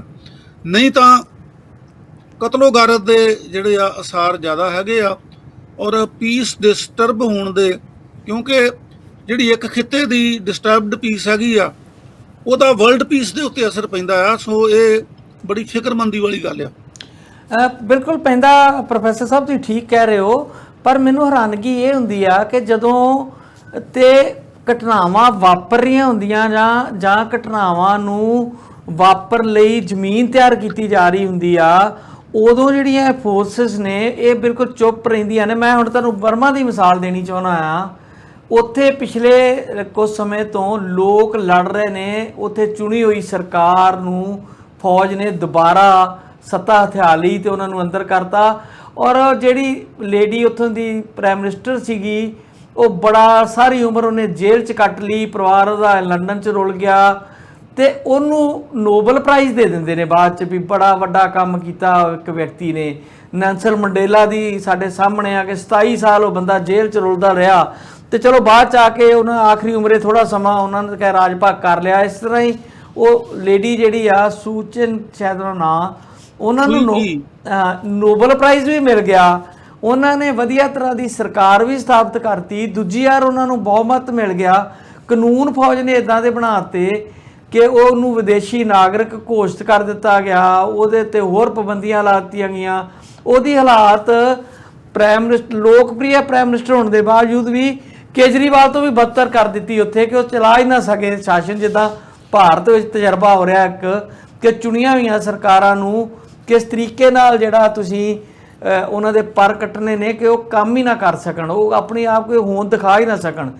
ਸੋ ਮੈਂ ਇਹ ਕਹਿਣਾ ਆ ਕਿ ਦੁਨੀਆ ਦਾ ਧਿਆਨ ਜਦੋਂ ਉੱਥੇ ਲੋਕ ਮਰ ਰਹੇ ਆ, ਫੌਜ ਗੋਲੀਆਂ ਚਲਾ ਰਹੀ ਆ, ਰੋਜ਼ ਉੱਥੇ ਬਾਹਰ ਨਿਕਲਦੇ ਆ ਲੋਕ, ਤੇ ਉਸ ਕਦਰ ਨਹੀਂ ਜਾਂਦਾ ਕਿ ਜਿਸ ਤਰੀਕੇ ਨਾਲ ਇਹ ਬਾਅਦ 'ਚ ਕਹਿ ਦਿੰਦੇ ਕਿ ਅਸੀਂ ਡੈਮੋਕ੍ਰੇਸੀ ਬਚਾਉਣ ਦੀ ਖਾਤਰ ਦੂਜੇ ਮੁਲਕਾਂ ਦੇ ਵਿੱਚ ਦਖਲ ਦਿੰਦੇ ਆ। ਕੀ ਉਸ ਮੁਲਕ ਦੀ ਇਹ ਡੈਮੋਕ੍ਰੇਸੀ ਜਿਹੜੀ ਆ ਉਹ ਕੋਈ ਮਾਇਨੇ ਨਹੀਂ ਰੱਖਦੀ? ਉਸ ਮੁਲਕ ਦੇ ਲੋਕਾਂ ਦੇ ਹਿਊਮਨ ਰਾਈਟਸ ਦਾ ਕੋਈ ਮੁੱਲ ਨਹੀਂ ਆ? ਆਪਾਂ ਸਿੰਗਾਪੁਰ 'ਚ ਦੇਖ ਰਹੇ ਹਾਂ ਕਿੰਨੇ ਚਿਰ ਤੋਂ ਅੰਦੋਲਨ ਚੱਲ ਰਹੇ ਆ, ਲੋਕ ਲਗਾਤਾਰ ਅੰਦੋਲਨ ਕਰ ਰਹੇ ਆ, ਉਹਨਾਂ 'ਤੇ ਰਿਪਰੈਸ਼ਨ ਹੋ ਰਿਹਾ ਆ। ਉੱਥੇ ਜਿਹੜਾ ਵਰਲਡ ਮੀਡੀਆ ਆ ਉਹਦੀ ਜਿਹੜੀ ਚੁੱਪੀ ਆ, ਤੇ ਜਿਹੜੀਆਂ ਇਹ ਵੱਡੀਆਂ ਸਰਕਾਰਾਂ ਨੇ, ਤਾਕਤਵਰ ਲੋਕ ਨੇ ਜਿਹਨਾਂ ਤੁਸੀਂ ਥਾਣੇਦਾਰ ਕਹਿੰਦੇ ਹੋ, ਉਹਨਾਂ ਦਾ ਕੋਈ ਰੋਲ ਨਹੀਂ ਬਣਦਾ ਕਿ ਬਾਅਦ 'ਚ ਤੁਸੀਂ ਨੋਬਲ ਪ੍ਰਾਈਜ਼ ਤੇ ਦਵਾ ਦਿਓ ਉਹਨਾਂ ਨੂੰ। ਤੇ ਜਿਹੜਾ ਉੱਥੇ ਹਜ਼ਾਰਾਂ ਲੱਖਾਂ ਲੋਕ ਮਾਰੇ ਜਾਂਦੇ ਨੇ ਸਿਵਲ ਵਾਰ ਦੇ ਦੌਰਾਨ, ਤੇ ਜਿਹੜੀਆਂ ਜ਼ਿਆਦਤੀਆਂ ਹੁੰਦੀਆਂ ਨੇ, ਜਿਸ ਤਰੀਕੇ ਨਾਲ ਡੈਮੋਕ੍ਰੇਸੀ ਦਾ ਘਾਣ ਹੁੰਦਾ ਆ, ਤੇ ਫਿਰ ਉਦੋਂ ਤੁਸੀਂ ਚੁੱਪ ਕਿਉਂ ਰਹਿੰਦੇ ਹੋ? ਇਹ ਦੇਖੋ ਜੀ, ਅਮਰੀਕਾ ਦੀ ਇਹੀ ਪਾਲਿਸੀ ਰਹੀ ਹੈਗੀ ਆ, ਜਿਹੜਾ ਅਮਰੀਕਾ ਦਾ ਗੁੱਟ ਆ ਉਹਦੀ ਵੀ ਇਹੀ ਪਾਲਿਸੀ ਰਹੀ ਆ। ਔਰ ਇਹਦੇ ਵਿੱਚ ਅਮਰੀਕਾ ਜਿਹੜਾ ਆ, ਇਹਦੇ ਕੋਲ ਬਹੁਤ ਵੱਡੀ ਹਥਿਆਰਾਂ ਦਾ ਜ਼ਖੀਰਾ ਆ, ਉਹਨੇ ਵੇਚਣਾ ਵੀ ਆ। ਔਰ ਨਾਲ ਦੀ ਨਾਲ ਜਿੱਥੇ ਹਥਿਆਰ ਵੇਚਣੇ ਆ ਉੱਥੇ ਇਹ ਵੀ ਆ ਵੀ ਇਹ ਅਮਨ ਦਾ ਪੱਕਾ ਵੈਰੀ ਆ। ਜਿੱਥੇ ਕਿਤੇ ਵੀ ਕੋਈ ਇਸ ਕਿਸਮ ਦੀ ਗੱਲ ਹੋ ਸਕਦੀ ਆ, ਜਿੱਥੇ ਕਿਤੇ ਕੋਈ ਝਗੜਾ ਹੋ ਸਕਦਾ, ਕੋਈ ਵੰਡ ਕੀਤੀ ਜਾ ਸਕਦੀ ਆ, ਜੇ ਕੋਈ ਲੋਕੀ ਅਮਨ ਅਮਾਨ ਨਾਲ ਰਹਿਣਾ ਵੀ ਚਾਹੁੰਦੇ ਆ, ਜਿੱਦਾਂ ਹੁਣ ਤੁਸੀਂ ਦੱਸਿਆ ਵੀ ਉੱਥੋਂ ਦੀ ਚੁਣੀ ਹੋਈ ਸਰਕਾਰ ਜਿਹੜੀ ਹੈਗੀ ਆ, ਤੇ ਉਹਨੂੰ ਮੁਖੀ ਨੂੰ ਜਿਹੜਾ ਉਹ ਨਿਹੱਥਾ ਕਰ ਦਿੱਤਾ ਤੇ ਫੌਜ ਦੇ ਹਵਾਲੇ ਕਰ ਦਿੱਤਾ। ਤੇ ਫੌਜ ਦੀ ਹਕੂਮਤ ਜਿਹੜੀ ਆ ਉਹ ਤੁਹਾਨੂੰ ਪਤਾ ਹੀ ਆ ਕਿ ਕਦੀ ਵੀ ਉਹ ਤਾਂ ਡੈਮੋਕ੍ਰੈਟਿਕ ਹੁੰਦੀ ਨਹੀਂ ਗੀ। ਤੇ ਇਸ ਤਰੀਕੇ ਨਾਲ ਜਿਨ੍ਹਾਂ ਲੋਕਾਂ ਨੇ ਇਨਸਾਫ ਕਰਨਾ ਆ, ਇਹ ਬਦਕਿਸਮਤੀ ਆ ਜੀ। ਜਿਹੜੀ ਤੁਸੀਂ ਗੱਲ ਕਹੀ ਆ ਨਾ ਵੀ ਜਿੱਦਾਂ ਇਹ ਹੁਣ ਸਾਰਾ ਕੁਝ ਉਹਨਾਂ ਦੇ ਅਧਿਕਾਰ ਖੋਹ ਕੇ, ਉਹਨਾਂ 'ਤੇ ਜ਼ੁਲਮ ਕਰਕੇ ਤੇ ਮਗਰੋਂ ਤੋੜੀ ਉਹਨਾਂ ਨੂੰ ਦੇ ਦਿੰਦੇ ਹੈਗੇ ਆ ਨੋਬਲ ਪੀਸ ਪ੍ਰਾਈਜ਼। ਇਹ ਪਾਲਿਸੀ ਜਿਹੜੀ ਹੈਗੀ ਆ ਇਹ ਪਹਿਲਾਂ ਤੋਂ ਵੀ ਇਸੇ ਤਰ੍ਹਾਂ ਚੱਲਦੀ ਆਈ ਆ। ਔਰ ਇਸ ਕਿਸਮ ਦੇ ਜਿਹੜੇ ਸ਼ਰਾਰਤੀ ਕਿਸਮ ਦੇ ਜਿਹੜੀਆਂ ਸਰਗਰਮੀਆਂ ਆ, ਉਹ ਕਈ ਗੱਲਾਂ ਕਰਕੇ ਹੁੰਦੀਆਂ ਹੈਗੀਆਂ। ਬਈ ਜਿੱਦਾਂ ਹੁਣ ਤੁਸੀਂ ਕਿਹਾ ਨਾ ਬਈ ਉਹਦਾ ਫਾਇਦਾ ਕੀ ਆ। ਜਦੋਂ ਦੋ ਧਰੂਵੀ ਸੀਗਾ ਸੰਸਾਰ, ਉਦੋਂ ਇਸ ਕਿਸਮ ਦੀਆਂ ਘਟਨਾਵਾਂ ਜਿਹੜੀਆਂ ਉਹਨਾਂ ਤੋਂ ਗੁਰੇਜ਼ ਕੀਤਾ ਜਾਂਦਾ ਸੀਗਾ।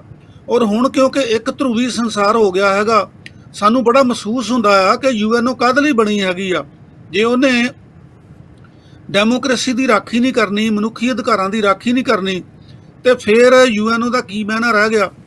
ਤਾਂ ਉਹ ਸਾਨੂੰ ਦੇਖਣਾ ਪਵੇਗਾ ਵੀ ਯੂਐਨਓ ਕੌਣ ਆ। ਯੂਐਨਓ ਤਾਂ ਹੁਣ ਜਿਹੜੀ ਅਮਰੀਕਾ ਪੱਖੀ ਲੌਬੀ ਇੱਕ ਕਿਸਮ ਦੀ ਬਣੀ ਹੈਗੀ ਆ। ਔਰ ਇਹ ਵਾਕਿਆ ਹੀ ਤੁਹਾਡਾ ਫਿਕਰ ਜਿਹੜਾ ਆ ਬਹੁਤ ਸੰਵੇਦਨਸ਼ੀਲਤਾ ਆ ਤੁਹਾਡੀ, ਜਿਹੜਾ ਤੁਸੀਂ ਫਿਕਰ ਕਰਦੇ ਹੋ। ਔਰ ਇਹਦਾ ਹੱਲ ਇਹੋ ਹੀ ਆ ਕਿ ਦੁਨੀਆ ਦੇ ਜਿਹੜੇ ਸਿਆਣੇ ਲੋਕ ਹੈਗੇ ਆ ਉਹ ਇੱਕਮਤ ਇਸ ਇਸ਼ੂ ਤੇ ਹੋਣ, ਯੂਐਨਓ ਦੇ ਵਿੱਚ ਲੈ ਕੇ ਜਾਣ। ਪਰ ਗੱਲ ਉਹੋ ਹੀ ਆ ਵੀ ਜਦੋਂ ਅਮਰੀਕਾ ਦੀ ਡੋਮੀਨੇਸ਼ਨ ਆ, ਅਮਰੀਕਾ ਦੇ ਥੱਲੇ ਲੱਗੇ ਆ, ਤਾਂ ਫਿਰ ਬਿੱਲੀ ਦੇ ਗਲ ਟੱਲੀ ਕੌਣ ਬੰਨੇ, ਮਸਲਾ ਇਹ ਆ। ਬਿਲਕੁਲ ਤੁਸੀਂ ਠੀਕ ਕਹਿ ਰਹੇ ਹੋ, ਪਰ ਆਪਾਂ ਇਕੱਲੇ ਅਮਰੀਕਾ ਨੂੰ ਜ਼ਰੂਰ ਦੋਸ਼ ਦੇ ਦਿੰਦੇ ਹਾਂ ਕਿ ਅਮਰੀਕਾ ਹੀ ਇਹ ਸਾਰੇ ਪੁਆੜੇ ਦੀ ਜੜ ਹੈ।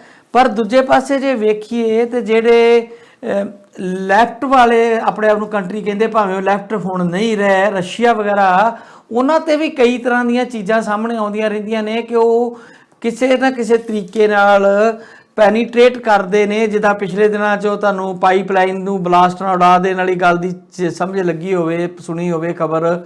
ਤੇ ਜਿਸ ਤਰੀਕੇ ਦੀਆਂ ਐਕਟੀਵਿਟੀਜ਼ ਰਸ਼ੀਆ ਵਰਗੇ ਮੁਲਕ ਵੀ ਕਰ ਦਿੰਦੇ ਨੇ, ਜਿੱਦਾਂ ਅਮਰੀਕਾ ਦੀ ਪੋਲਿਟਿਕਸ ਵਿੱਚ ਉਹਨਾਂ ਦੀ ਇੰਟਰਫੀਰੈਂਸ ਦਾ ਹੋਣਾ, ਭਾਵੇਂ ਉਹ ਕਿਹਾ ਜਾਂਦਾ ਹੈ ਕਿ ਹੁਣ ਤੁਸੀਂ ਕਿਹਾ ਇੱਕ ਧਰੂਵੀ ਮੁਲਕ ਰਹਿ ਗਿਆ ਸੰਸਾਰ, ਤੇ ਉਹਦੇ ਬਾਵਜੂਦ ਵੀ ਰਸ਼ੀਆ ਇੱਕ ਵੱਡੀ ਸ਼ਕਤੀ ਅਜੇ ਵੀ ਹੈ। ਉਹਦੇ ਕੋਲ ਉਹਦੇ ਵੈਪਨ ਪਏ ਨੇ, ਭਾਵੇਂ ਉਹ ਸ਼ੀਤ ਯੁੱਧ ਦੇ ਵੇਲੇ ਦੇ ਨੇ, ਉਹ ਸਾਰੇ ਖਤਮ ਤਾਂ ਨਹੀਂ ਹੋ ਗਏ।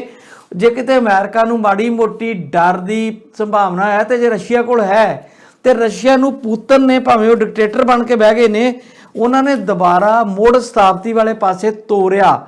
ਤੇ ਰਸ਼ੀਆ ਦਾ ਵੀ ਜਿਹੜਾ ਕਾਰ ਵਿਹਾਰ ਹੈ ਉਹ ਵੀ ਲਗਭਗ ਕੈਪੀਟਲਿਸਟ ਕੰਟਰੀ ਦੀਆਂ ਲੀਹਾਂ ਤੇ ਚੱਲ ਕੇ ਦੁਨੀਆ ਨੂੰ ਡਰਾਉਣ ਵਾਲਾ ਹੀ ਰਹਿ ਗਿਆ। ਇੱਕ ਪ੍ਰੈਸ਼ਰ ਨਹੀਂ ਰਹਿ ਗਿਆ ਕਿ ਯੂਐਨਓ ਦੇ ਵਿੱਚ ਜਾ ਕੇ ਕੋਈ ਅਮਨ ਕਰ ਸਕੀਏ। ਜੇ ਕਿ ਉਹਨਾਂ ਦੇ ਮੁਲਕ ਦੇ ਵਿੱਚ ਵੀ ਕੋਈ ਵਿਅਕਤੀ ਬੋਲਦਾ ਆ ਤੇ ਜਿਵੇਂ ਆਪਾਂ ਵੇਖਿਆ ਉਹਨੂੰ ਜ਼ਹਿਰ ਦੇ ਦਿੱਤਾ ਜਾਂਦਾ ਆ, ਦੇਸ਼ ਬਦਲ ਕਰ ਦਿੱਤਾ ਜਾਂਦਾ ਆ। ਜੇ ਕੋਈ ਬਾਹਰਲੇ ਮੁਲਕ 'ਚ ਵੀ ਬੈਠਾ ਹੋਇਆ ਵਾ ਉਹਦਾ ਵਿਰੋਧੀ, ਤੇ KGB ਜਿਹੜੀ ਆ ਉੱਥੇ ਜਾ ਕੇ ਉਹਦਾ ਮਰਡਰ ਕਰਾ ਦਿੰਦੀ ਆ। ਸੋ ਹਾਲਾਤ ਤੇ ਚਾਰੇ ਪਾਸੇ ਇਦਾਂ ਦੇ ਆ, ਇਕੱਲੇ ਅਮਰੀਕਾ ਨੂੰ ਦੋਸ਼ ਦੇਣ ਨਾਲ ਸੁਰਖਰੂ ਨਹੀਂ ਹੋਇਆ ਜਾ ਸਕਦਾ। ਤੇ ਜਿਹੜੀ ਯੂਐਨਓ ਦੀ ਤੁਸੀਂ ਗੱਲ ਕਰਦੇ ਹੋ, ਯੂਐਨਓ ਤੇ ਪੇਪਰ ਆਰਗੇਨਾਈਜੇਸ਼ਨ ਹੋ ਗਈ, ਰਹਿ ਗਈ ਆ। ਸਭ ਨੂੰ ਪਤਾ ਹੈ ਕਿ ਉਹਨਾਂ ਕੋਲ ਤੇ ਕੋਈ ਅਖਤਿਆਰਾਤ ਹੈ ਹੀ ਨਹੀਂ। ਜਦੋਂ ਨਾ ਫੰਡਿੰਗ ਲਈ ਇਹਨਾਂ ਮੁਲਕਾਂ ਵੱਲ ਵੇਖਣਾ ਆ, ਹਰ ਕੰਮ ਲਈ ਇਹਨਾਂ ਮੁਲਕਾਂ ਵੱਲ ਵੇਖਣਾ ਆ, ਤੇ ਫਿਰ ਉਹ ਜਿਹੜੇ ਨਿਰਪੱਖ ਫੈਸਲੇ ਉਹ ਤਾਂ ਲੈ ਹੀ ਨਹੀਂ ਸਕਦੇ। ਮੈਂ ਜਿਹੜੀ ਗੱਲ ਕਹਿਣਾ ਨਾ ਜੀ, ਜਦੋਂ ਮੈਂ ਅਮਰੀਕਾ ਦੀ ਗੱਲ ਕਰਦਾ ਤਾਂ ਅਮਰੀਕਾ ਕਿਉਂਕਿ ਉਸ ਵੇਲੇ ਵੀ ਇੱਕ ਧਿਰ ਦਾ ਨੇਤਾ ਹੁੰਦਾ ਸੀਗਾ, ਤੇ ਹੁਣ ਵੀ ਇਹ ਵਰਲਡ ਪਾਵਰ ਆ। ਅਮਰੀਕਾ ਦਾ ਮਤਲਬ ਹੈ ਅਮਰੀਕਾ ਤੇ ਇਹਦੇ ਅਲਾਈਜ਼ ਜਿਹੜੇ ਇਹਦੇ ਨਾਲ ਸਹਾਇਕ ਹੈਗੇ ਆ, ਉਹਨਾਂ ਦੀ ਮੈਂ ਗੱਲ ਕਰਦਾ ਹਾਂ। ਔਰ ਇਹ ਜਿਹੜੀ ਤੁਸੀਂ ਪੂਤਨ ਦੀ ਗੱਲ ਕਰਦੇ ਆ, ਰਸ਼ੀਆ ਦੀ ਗੱਲ ਕਰਦੇ ਆ, ਰਸ਼ੀਆ ਹੁਣ ਉਹ ਰਸ਼ੀਆ ਨਹੀਂ ਹੈ ਜਿਹੜਾ 1993 ਤੋਂ ਪਹਿਲਾਂ ਸੀਗਾ। ਇਹ ਰਸ਼ੀਆ ਜਿਹੜਾ ਆ ਇਹ ਵੀ ਕੈਪੀਟਲਿਸਟ ਆ। ਔਰ ਤੁਹਾਨੂੰ ਪਤਾ ਹੈ ਇਹ ਜਿਹੜਾ ਪੂਤਨ ਹੈਗਾ ਉਹ ਟਰੰਪ ਨਾਲ ਵੀ ਹੱਥ ਹੁੱਥ ਮਿਲਾਉਂਦਾ ਸੀਗਾ। ਔਰ ਉਹਦੇ ਕੋਲ ਹਥਿਆਰ ਜ਼ਰੂਰ ਹੈਗੇ ਆ, ਪਰ ਉਹ ਹਥਿਆਰ ਉਹਨੇ ਮਜ਼ਲੂਮਾਂ ਲਈ ਵਰਤਣੇ ਆ ਕਿ ਜ਼ੁਲਮ ਕਰਨ ਲਈ ਵਰਤਣੇ ਆ, ਇਸ ਗੱਲ ਦਾ ਨਿਰਣਾ ਇਹ ਗੱਲ ਕਰਦੀ ਆ ਕਿ ਉੱਥੇ ਸਿਸਟਮ ਕੀ ਆ। ਜੇ 1993 ਤੋਂ ਪਹਿਲਾਂ ਵਾਲੀ ਪੋਜੀਸ਼ਨ ਹੁੰਦੀ ਤਾਂ ਫਿਰ ਤਾਂ ਉਹ ਲੋਕਾਂ ਦੇ ਹੱਥ ਦੇ ਹੱਕ 'ਚ, ਮਜ਼ਲੂਮਾਂ ਦੇ ਹੱਕ 'ਚ ਵਰਤਦਾ। ਪਰੰਤੂ ਹੁਣ ਤਾਂ ਉਹ ਆਪ ਸਾਮਰਾਜੀ ਮੁਲਕ ਬਣ ਗਿਆ ਹੈਗਾ, ਕੈਪੀਟਲਿਸਟ ਕੰਟਰੀ ਆ, ਸਾਰਾ ਕੁਝ ਉਹਦਾ ਇਸ ਤਰ੍ਹਾਂ ਦਾ ਆ। ਸੋ ਇਸ ਕਰਕੇ ਹੁਣ ਉਹਨੂੰ ਅਸੀਂ ਉਸ ਧੜੇ ਦਾ ਇੱਕ ਜਿਹੜਾ ਨਾ ਨਹੀਂ ਮੰਨ ਸਕਦੇ। ਉਹ ਵੀ ਅਮਰੀਕਾ ਦੇ ਨਾਲ ਹੀ ਅਲਾਈ ਕਰਦਾ ਹੈ ਜੀ।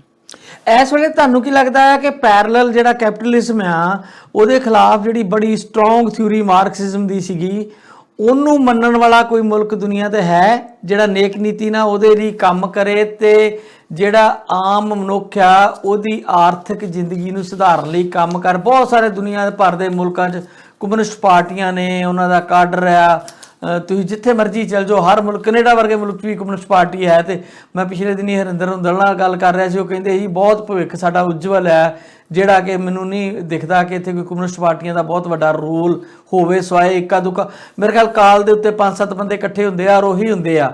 ਇਸੇ ਤਰ੍ਹਾਂ ਹੀ ਭਾਰਤ ਵਿੱਚ ਬਹੁਤ ਸਾਰੇ ਕਮਿਊਨਿਸਟ ਗਰੁੱਪ ਨੇ ਤੇ ਉਹਨਾਂ ਦੀ ਪੋਲੀਟਿਕਸ ਦੁਨੀਆ ਭਰ ਦੇ ਵਿੱਚ ਹੋਰ ਕਮਿਊਨਿਸਟ ਜਿਹੜੇ ਕਰਦੇ ਨੇ ਕਮਿਊਨਿਸਟਾਂ ਦੇ ਨਾਂ ਤੇ ਪੋਲੀਟਿਕਸ। ਮੈਂ ਨੇਪਾਲ ਦੀ ਖਬਰ ਕਰਨੀ ਆ ਤੁਹਾਡੇ ਨਾਲ ਅੱਗੇ ਚੱਲ ਕੇ ਸਾਂਝੀ। ਤੇ ਕੀ ਤੁਹਾਨੂੰ ਲੱਗਦਾ ਕਿ ਕੋਈ ਧਿਰ ਉਹਨਾਂ ਅਸੂਲਾਂ ਨੂੰ ਪ੍ਰਣਾਈ ਬਾਕੀ ਬਚੀ ਆ ਜਿਹਦੇ ਉੱਤੇ ਮਾਰਕਸਿਜ਼ਮ ਦੀ ਬੁਨਿਆਦ ਹੈ, ਤੇ ਲੈਨਨ ਨੇ ਕਰਕੇ ਦਿਖਾਇਆ ਸੀ ਇੱਕ ਰੈਵੋਲੂਸ਼ਨ, ਤੇ ਬਾਅਦ 'ਚੋਂ ਗਲਤ ਹੱਥਾਂ 'ਚ ਜਾਂਦਾ ਜਾਂਦਾ ਸਟਾਲਿਨ ਨੇ ਉਹਨੂੰ ਮਾਰ ਕੇ ਲੋਕਾਂ ਨੂੰ ਡਰਾ ਕੇ ਤੇ ਉਹ ਤੋਂ ਦੂਰ ਕਰ ਦਿੱਤਾ, ਤੇ ਹੌਲੀ ਹੌਲੀ ਉਹ ਜਜ਼ਬ ਹੋ ਗਿਆ ਕੈਪੀਟਲਿਜ਼ਮ ਦੇ ਵਿੱਚ। ਤੇ ਹੁਣ ਉਹ ਮੁਲਕ ਜਿਹੜੇ ਲੰਬੜਦਾਰ ਹੋਇਆ ਕਰਦੇ ਸੀਗੇ ਸੋਸ਼ਲਿਜ਼ਮ ਦੇ, ਤੇ ਉਹ ਹੁਣ ਖੁਦ ਤੁਸੀਂ ਕਹਿ ਰਹੇ ਹੋ ਕਿ ਉਹ ਸਰਮਾਏਦਾਰੀ ਢਾਂਚੇ ਦੇ ਵਿੱਚ ਗਰਕ ਹੋ ਗਏ ਆ। ਤੇ ਹੁਣ ਜਦੋਂ ਚਾਰੇ ਪਾਸੇ ਸਰਮਾਏਦਾਰੀ ਦਾ ਬੋਲਬਾਲਾ ਆ, ਉਮਰਾਂ ਬਹੁਤ ਛੋਟੀਆਂ ਹੁੰਦੀਆਂ ਨੇ, ਮਤਲਬ ਵਿਅਕਤੀ ਇੱਕ ਵੇਖਦਾ ਰਹਿੰਦਾ ਆ ਕਿ ਕਦੋਂ ਕੋਈ ਇਸ ਤਰ੍ਹਾਂ ਦਾ ਬੁੱਲਾ ਆਊਗਾ, ਕੋਈ ਰੈਵੋਲੂਸ਼ਨ ਆਊਗਾ ਕਿ ਆਮ ਮਨੁੱਖ ਸਮਤਲ ਹੋ ਜਾਣਗੇ, ਸਮਤਾ ਆਏਗੀ ਸਮਾਜ ਵਿੱਚ। ਤੇ ਉਹ ਇੱਕ ਆਈਡੀਅਲ ਸੁਪਨਾ ਜਿਹਾ ਹੀ ਬਣ ਕੇ ਰਹਿ ਗਿਆ। ਆਪਾਂ ਬਚਪਨ ਤੋਂ ਦੇਖਦੇ ਆਏ ਹਾਂ, ਸੁਣਦੇ ਆਏ ਹਾਂ ਕਿ ਦੁਨੀਆ 'ਚ ਐਸਾ ਨਿਜ਼ਾਮ ਆਏਗਾ ਕਦੀ, ਪਰ ਹੁਣ ਉਹਦਾ ਲੰਬੜਦਾਰ ਕੋਈ ਹੈ ਤੁਹਾਡੀ ਨਜ਼ਰ 'ਚ? ਬੜਾ ਮਹੱਤਵਪੂਰਨ ਸਵਾਲ ਤੁਸੀਂ ਕਰ ਦਿੱਤਾ ਗਿੱਲ ਸਾਹਿਬ। ਮੇਰੀ ਨਿੱਜੀ ਰਾਏ ਇਹ ਹੈਗੀ ਆ ਕਿ ਕੈਪੀਟਲਿਜ਼ਮ ਜਿਹੜਾ ਹੈਗਾ ਉਹ ਮਨੁੱਖ ਨੂੰ ਠੀਕ ਰਸਤੇ ਤੇ ਵਧੀਆ ਮਨੁੱਖ ਬਣਾਉਣ ਦੇ ਵਿੱਚ ਮਦਦ ਨਹੀਂ ਕਰ ਸਕਿਆ। ਤੇ ਜਿਹੜਾ ਕਮਿਊਨਿਜ਼ਮ ਆ ਉਹਦੇ 'ਚ ਆਪਣੀਆਂ ਕਮਜ਼ੋਰੀਆਂ ਹੈਗੀਆਂ, ਜਿਹਦੇ ਵਿੱਚ ਬਹੁਤ ਸਾਰੀਆਂ ਕਮਿਊਨਿਸਟ ਪਾਰਟੀਆਂ ਜਿਹੜੀਆਂ ਆ ਉਹਨਾਂ ਨੇ ਇਹਨੂੰ ਇੱਕ ਸਾਇੰਸ ਦੇ, ਮਾਰਕਸਿਜ਼ਮ ਨੂੰ ਇੱਕ ਸਾਇੰਸ ਦੇ ਤੌਰ ਤੇ ਲੈਣ ਦੀ ਬਜਾਏ ਇੱਕ ਜਿੱਦਾਂ ਧਾਰਮਿਕ ਕੱਟੜਪੰਥੀ ਹੁੰਦੇ ਆ ਉਸੇ ਤਰ੍ਹਾਂ ਦਾ ਹੀ ਕੱਟੜਵਾਦ ਜਿਹੜਾ ਉਹ ਬਹੁਤੀਆਂ ਪਾਰਟੀਆਂ ਨੇ ਧਾਰਨ ਕਰ ਲਿਆ। ਸੋ ਇਸ ਵੇਲੇ ਇਹ ਜਿਹੜਾ ਤੁਸੀਂ ਸਵਾਲ ਕਰ ਰਹੇ ਹੋ, ਇਹ ਦੁਨੀਆ ਦੇ ਸਾਹਮਣੇ ਮੂੰਹ ਅੱਡ ਕੇ ਖਲੋਤਾ ਹੋਇਆ ਸਵਾਲ ਆ ਕਿ ਉਹ ਕਿਹੜਾ ਸਿਸਟਮ ਆ, ਉਹ ਕਿਹੜਾ ਆਦਰਸ਼ਿਕ ਸਿਸਟਮ ਆ ਜਿਹਦੇ ਵਿੱਚ ਜਿਹੜੀਆਂ ਕਮਿਊਨਿਸਟ ਬਰਾਬਰੀ ਦੀਆਂ ਗੱਲਾਂ ਕਰਦੇ ਆ, ਜਾਂ ਕੈਪੀਟਲਿਸਟ ਡੈਮੋਕ੍ਰੇਸੀ ਦੀਆਂ ਗੱਲਾਂ ਕਰਦੇ ਆ, ਜਾਂ ਮਨੁੱਖੀ ਅਧਿਕਾਰਾਂ ਦੀਆਂ ਗੱਲਾਂ ਕਰਦੇ ਆ। ਕੋਈ ਸਿੰਥੇਸਿਸ ਦੋਨਾਂ ਕਿਸਮਾਂ ਦਾ ਰਲ ਕੇ ਹੋ ਸਕਦਾ ਕਿ ਨਹੀਂ ਹੋ ਸਕਦਾ, ਉਹੀ ਕੋਈ ਆਈਡੀਅਲ ਸਿਸਟਮ ਹੋਣ ਦੀ ਸੰਭਾਵਨਾ ਆ।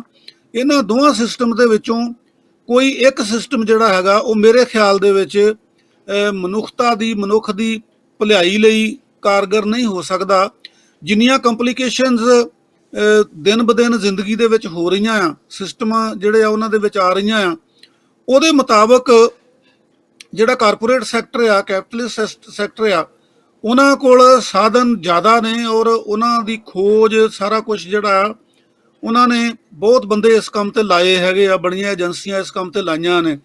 ਤੇ ਮੈਨੂੰ ਲੱਗਦਾ ਕਿ ਜਿਹੜਾ ਕਮਿਊਨਿਸਟ ਧੜਾ ਆ ਦੁਨੀਆ ਦੇ ਵਿੱਚ, ਉਹਨਾਂ ਕੋਲ ਸ਼ਾਇਦ ਇੰਨੀ ਜਿਹੜੀ ਸ਼ਕਤੀ ਆ, ਇੰਨੇ ਜਿਹੜੇ ਸਾਧਨ ਆ ਉਹ ਹੈ ਨਹੀਂ ਗੇ।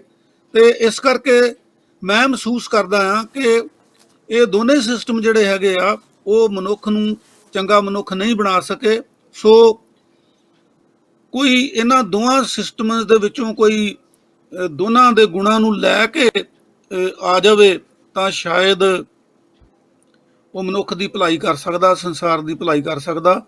ਸੋ ਮੈਂ ਕਿਸੇ ਦੇ ਹੱਕ 'ਚ ਜਾਂ ਕਿਸੇ ਦੇ ਖਿਲਾਫ ਨਾ ਭੁਗਤਦਾ ਹੋਇਆ ਇੰਜ ਮਹਿਸੂਸ ਕਰਦਾ। ਬਿਲਕੁਲ ਠੀਕ ਹੈ ਜੀ, ਵਿਚਕਾਰਲਾ ਰਾਹ ਤੁਸੀਂ ਸੁਝਾ ਰਹੇ ਹੋ, ਠੀਕ ਹੈ। ਇੱਕ ਵਿਦਵਾਨ ਬੁੱਧੀਜੀਵੀ ਸਾਰੇ ਇੱਦਾਂ ਸੋਚਦੇ ਨੇ ਕਿ ਹੁਣ ਸਮਾਂ ਕੱਟੜਵਾਦ ਦਾ ਨਹੀਂ ਆ, ਭਾਵੇਂ ਉਹ ਮਾਰਕਸਵਾਦ ਵਰਗੀ ਸਾਇੰਸ ਵੀ ਕਿਉਂ ਨਾ ਹੋਵੇ। ਜੇ ਉਹਦੇ ਵਿੱਚ ਵੀ ਕੱਟੜਵਾਦ ਆ ਗਿਆ ਤੇ ਜਮਾਤੀ ਸੰਘਰਸ਼ ਅਸੀਂ ਕਹਿੰਦੇ ਆਏ, ਤੇ ਜਿਹੜੇ ਬਾਕੀ ਫੈਕਟਰ ਨੇ ਉਹਨਾਂ ਨੂੰ ਕਿਤੇ ਨਾ ਕਿਤੇ ਇਗਨੋਰ ਕਰ ਦਿੱਤਾ ਗਿਆ। ਜਮਾਤਾਂ ਦੀ ਲੜਾਈ ਇਕੱਲੀ ਲੜਾਈ ਦੱਸੀ ਗਈ ਆ। ਹੁਣ ਆ ਕਿਸਾਨ ਅੰਦੋਲਨ ਭਾਰਤ ਵਿੱਚ ਹੋਇਆ, ਜਿਹਨੇ ਦੁਨੀਆ ਸਾਰੀ ਦਾ ਧਿਆਨ ਖਿੱਚਿਆ ਆ, ਉਹਦੇ ਵਿੱਚ ਬਹੁਤ ਸਾਰੀਆਂ ਨਵੀਆਂ ਚੀਜ਼ਾਂ ਸਾਹਮਣੇ ਆਈਆਂ। ਜਿਹੜੀ ਤੁਸੀਂ ਗੱਲ ਕੀਤੀ ਆ ਕਿ ਆਈਡੀਓਲੋਜੀ ਤੋਂ ਬਾਹਰ ਜਾ ਕੇ ਕੁਝ ਇੱਕ ਲੋਕੀ ਜਿਹੜੇ ਧਾਰਮਿਕ ਕੱਟੜਵਾਦੀ ਆ, ਉਹਨਾਂ ਦੀ ਆਈਡੀਓਲੋਜੀ ਉੱਥੇ ਫਲॉप ਹੋ ਗਈ। ਜਿਹੜੇ ਕਮਿਊਨਿਸਟ ਫਿਲਾਸਫੀ ਸੀ, ਇਕੱਲੀ ਜਮਾਤੀ ਲੜਾਈ, ਉਹਦੇ ਵੀ ਨਵੇਂ ਰੰਗ ਵੇਖਣ ਨੂੰ ਮਿਲੇ, ਉੱਥੇ ਉਹ ਵੀ ਲਗਭਗ ਫੇਲ ਹੋ ਗਈ। ਨਿੱਕੀ ਨਿੱਕੀ ਜਿਹੜੀ ਜਮਾਤੀ ਸੰਘਰਸ਼ ਨੇ, ਭਾਵੇਂ ਉਹ ਮਜ਼ਦੂਰ ਤੇ ਕਿਸਾਨ ਦਾ ਇਕੱਠੇ ਹੋਣ ਦਾ ਨਾਰਾ ਲਾਉਣੇ, ਉਹਨਾਂ ਦੇ ਵਿੱਚ ਵੀ ਪੈਦਾ ਹੋਏ ਨੇ। ਔਰ ਜਿਹੜੀ ਇਕੱਲੀ ਜਮਾਤੀ ਲੜਾਈ ਆ, ਉਹ ਤੋਂ ਦੁਨੀਆ ਹੁਣ ਬਹੁਤ ਅੱਗੇ ਚੱਲ ਗਈ, ਬਹੁਤ ਤਰ੍ਹਾਂ ਦੀਆਂ ਹੋਰ ਲੜਾਈਆਂ ਵਿੱਚ ਸ਼ਾਮਲ ਹੋ ਗਈਆਂ। ਤੇ ਰਾਹ ਕੋਈ ਮਤਲਬ ਹੁਣ ਆਪਾਂ ਇਹ ਮੰਨ ਲਈਏ ਕਿ ਜਿਹੜਾ ਮਾਰਕਸਵਾਦ ਦਾ ਬੇਸਿਕ ਸਿਧਾਂਤ ਸੀ ਉਹਦੇ ਤੇ ਵੀ ਕਿੰਤੂ ਹੋ ਗਿਆ। ਉਹਦੇ ਤੇ ਕਿੰਤੂ ਨਹੀਂ ਹੋਇਆ, ਉਹਨੂੰ ਡਿਵੈਲਪ ਕਰਨ ਦੇ ਵਿੱਚ ਘਾਟ ਰਹੀ ਹੈਗੀ ਆ।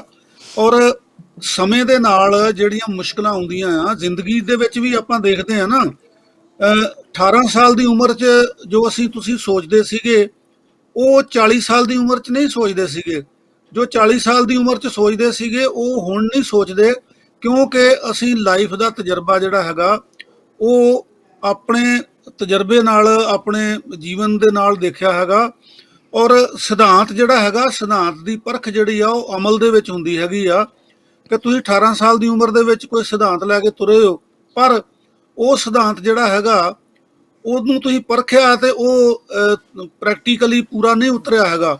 ਸੋ ਇਸ ਤਰੀਕੇ ਨਾਲ ਮੈਂ ਸੰਖੇਪ ਦੇ ਵਿੱਚ ਇਹੀ ਗੱਲ ਕਹਿੰਦਾ ਆ ਭਈ ਕਾਰਲ ਮਾਰਕਸ ਨੇ ਜਿਹੜੀ ਜਮਾਤੀ ਵੰਡ ਦੀ ਗੱਲ ਕੀਤੀ ਆ, ਉਹਨੇ 1848 ਦੇ ਵਿੱਚ ਕਮਿਊਨਿਸਟ ਮੈਨੀਫੈਸਟੋ ਲਿਖਿਆ ਸੀਗਾ, ਤੇ ਹੁਣ 2048 ਥੋੜੇ ਸਾਲਾਂ ਤੱਕ ਆ ਜਾਣਾ ਆ।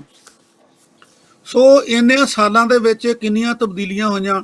ਜਿਹੜੀਆਂ ਮਾਰਕਸ ਦੀਆਂ ਪ੍ਰੈਡਿਕਸ਼ਨ ਸੀਗੀਆਂ ਕਿ ਜਿਹੜਾ ਰੈਵੋਲੂਸ਼ਨ ਹੈਗਾ ਉਹ ਪਹਿਲਾਂ ਹਾਈਲੀ ਜਿਹੜੀ ਇੰਡਸਟਰੀਅਲਾਈਜ਼ਡ ਸੋਸਾਇਟੀ ਆ ਉਹਦੇ 'ਚ ਆਊਗਾ, ਤੇ ਉਹ ਇੰਗਲੈਂਡ 'ਚ ਤਾਂ ਆਇਆ ਨਾ, ਉਹ ਰੂਸ 'ਚ ਆ ਗਿਆ। ਉਸ ਤੋਂ ਬਾਅਦ ਜਿਹੜਾ ਚਾਈਨਾ ਆ ਉਹ ਵੀ ਹਾਈਲੀ ਡਿਵੈਲਪਡ ਇੰਡਸਟਰੀਅਲ ਸੋਸਾਇਟੀ ਨਹੀਂ ਸੀਗੀ। ਉਹਦੀਆਂ ਜਿਹੜੀਆਂ ਧਾਰਨਾਵਾਂ ਸੀਗੀਆਂ ਉਹਦੇ ਹੁੰਦਿਆਂ ਹੁੰਦਿਆਂ ਜਿਹੜੀਆਂ ਉਹਨਾਂ ਦੇ ਵਿੱਚ ਕਈ ਪੂਰੀਆਂ ਨਹੀਂ ਉਤਰੀਆਂ।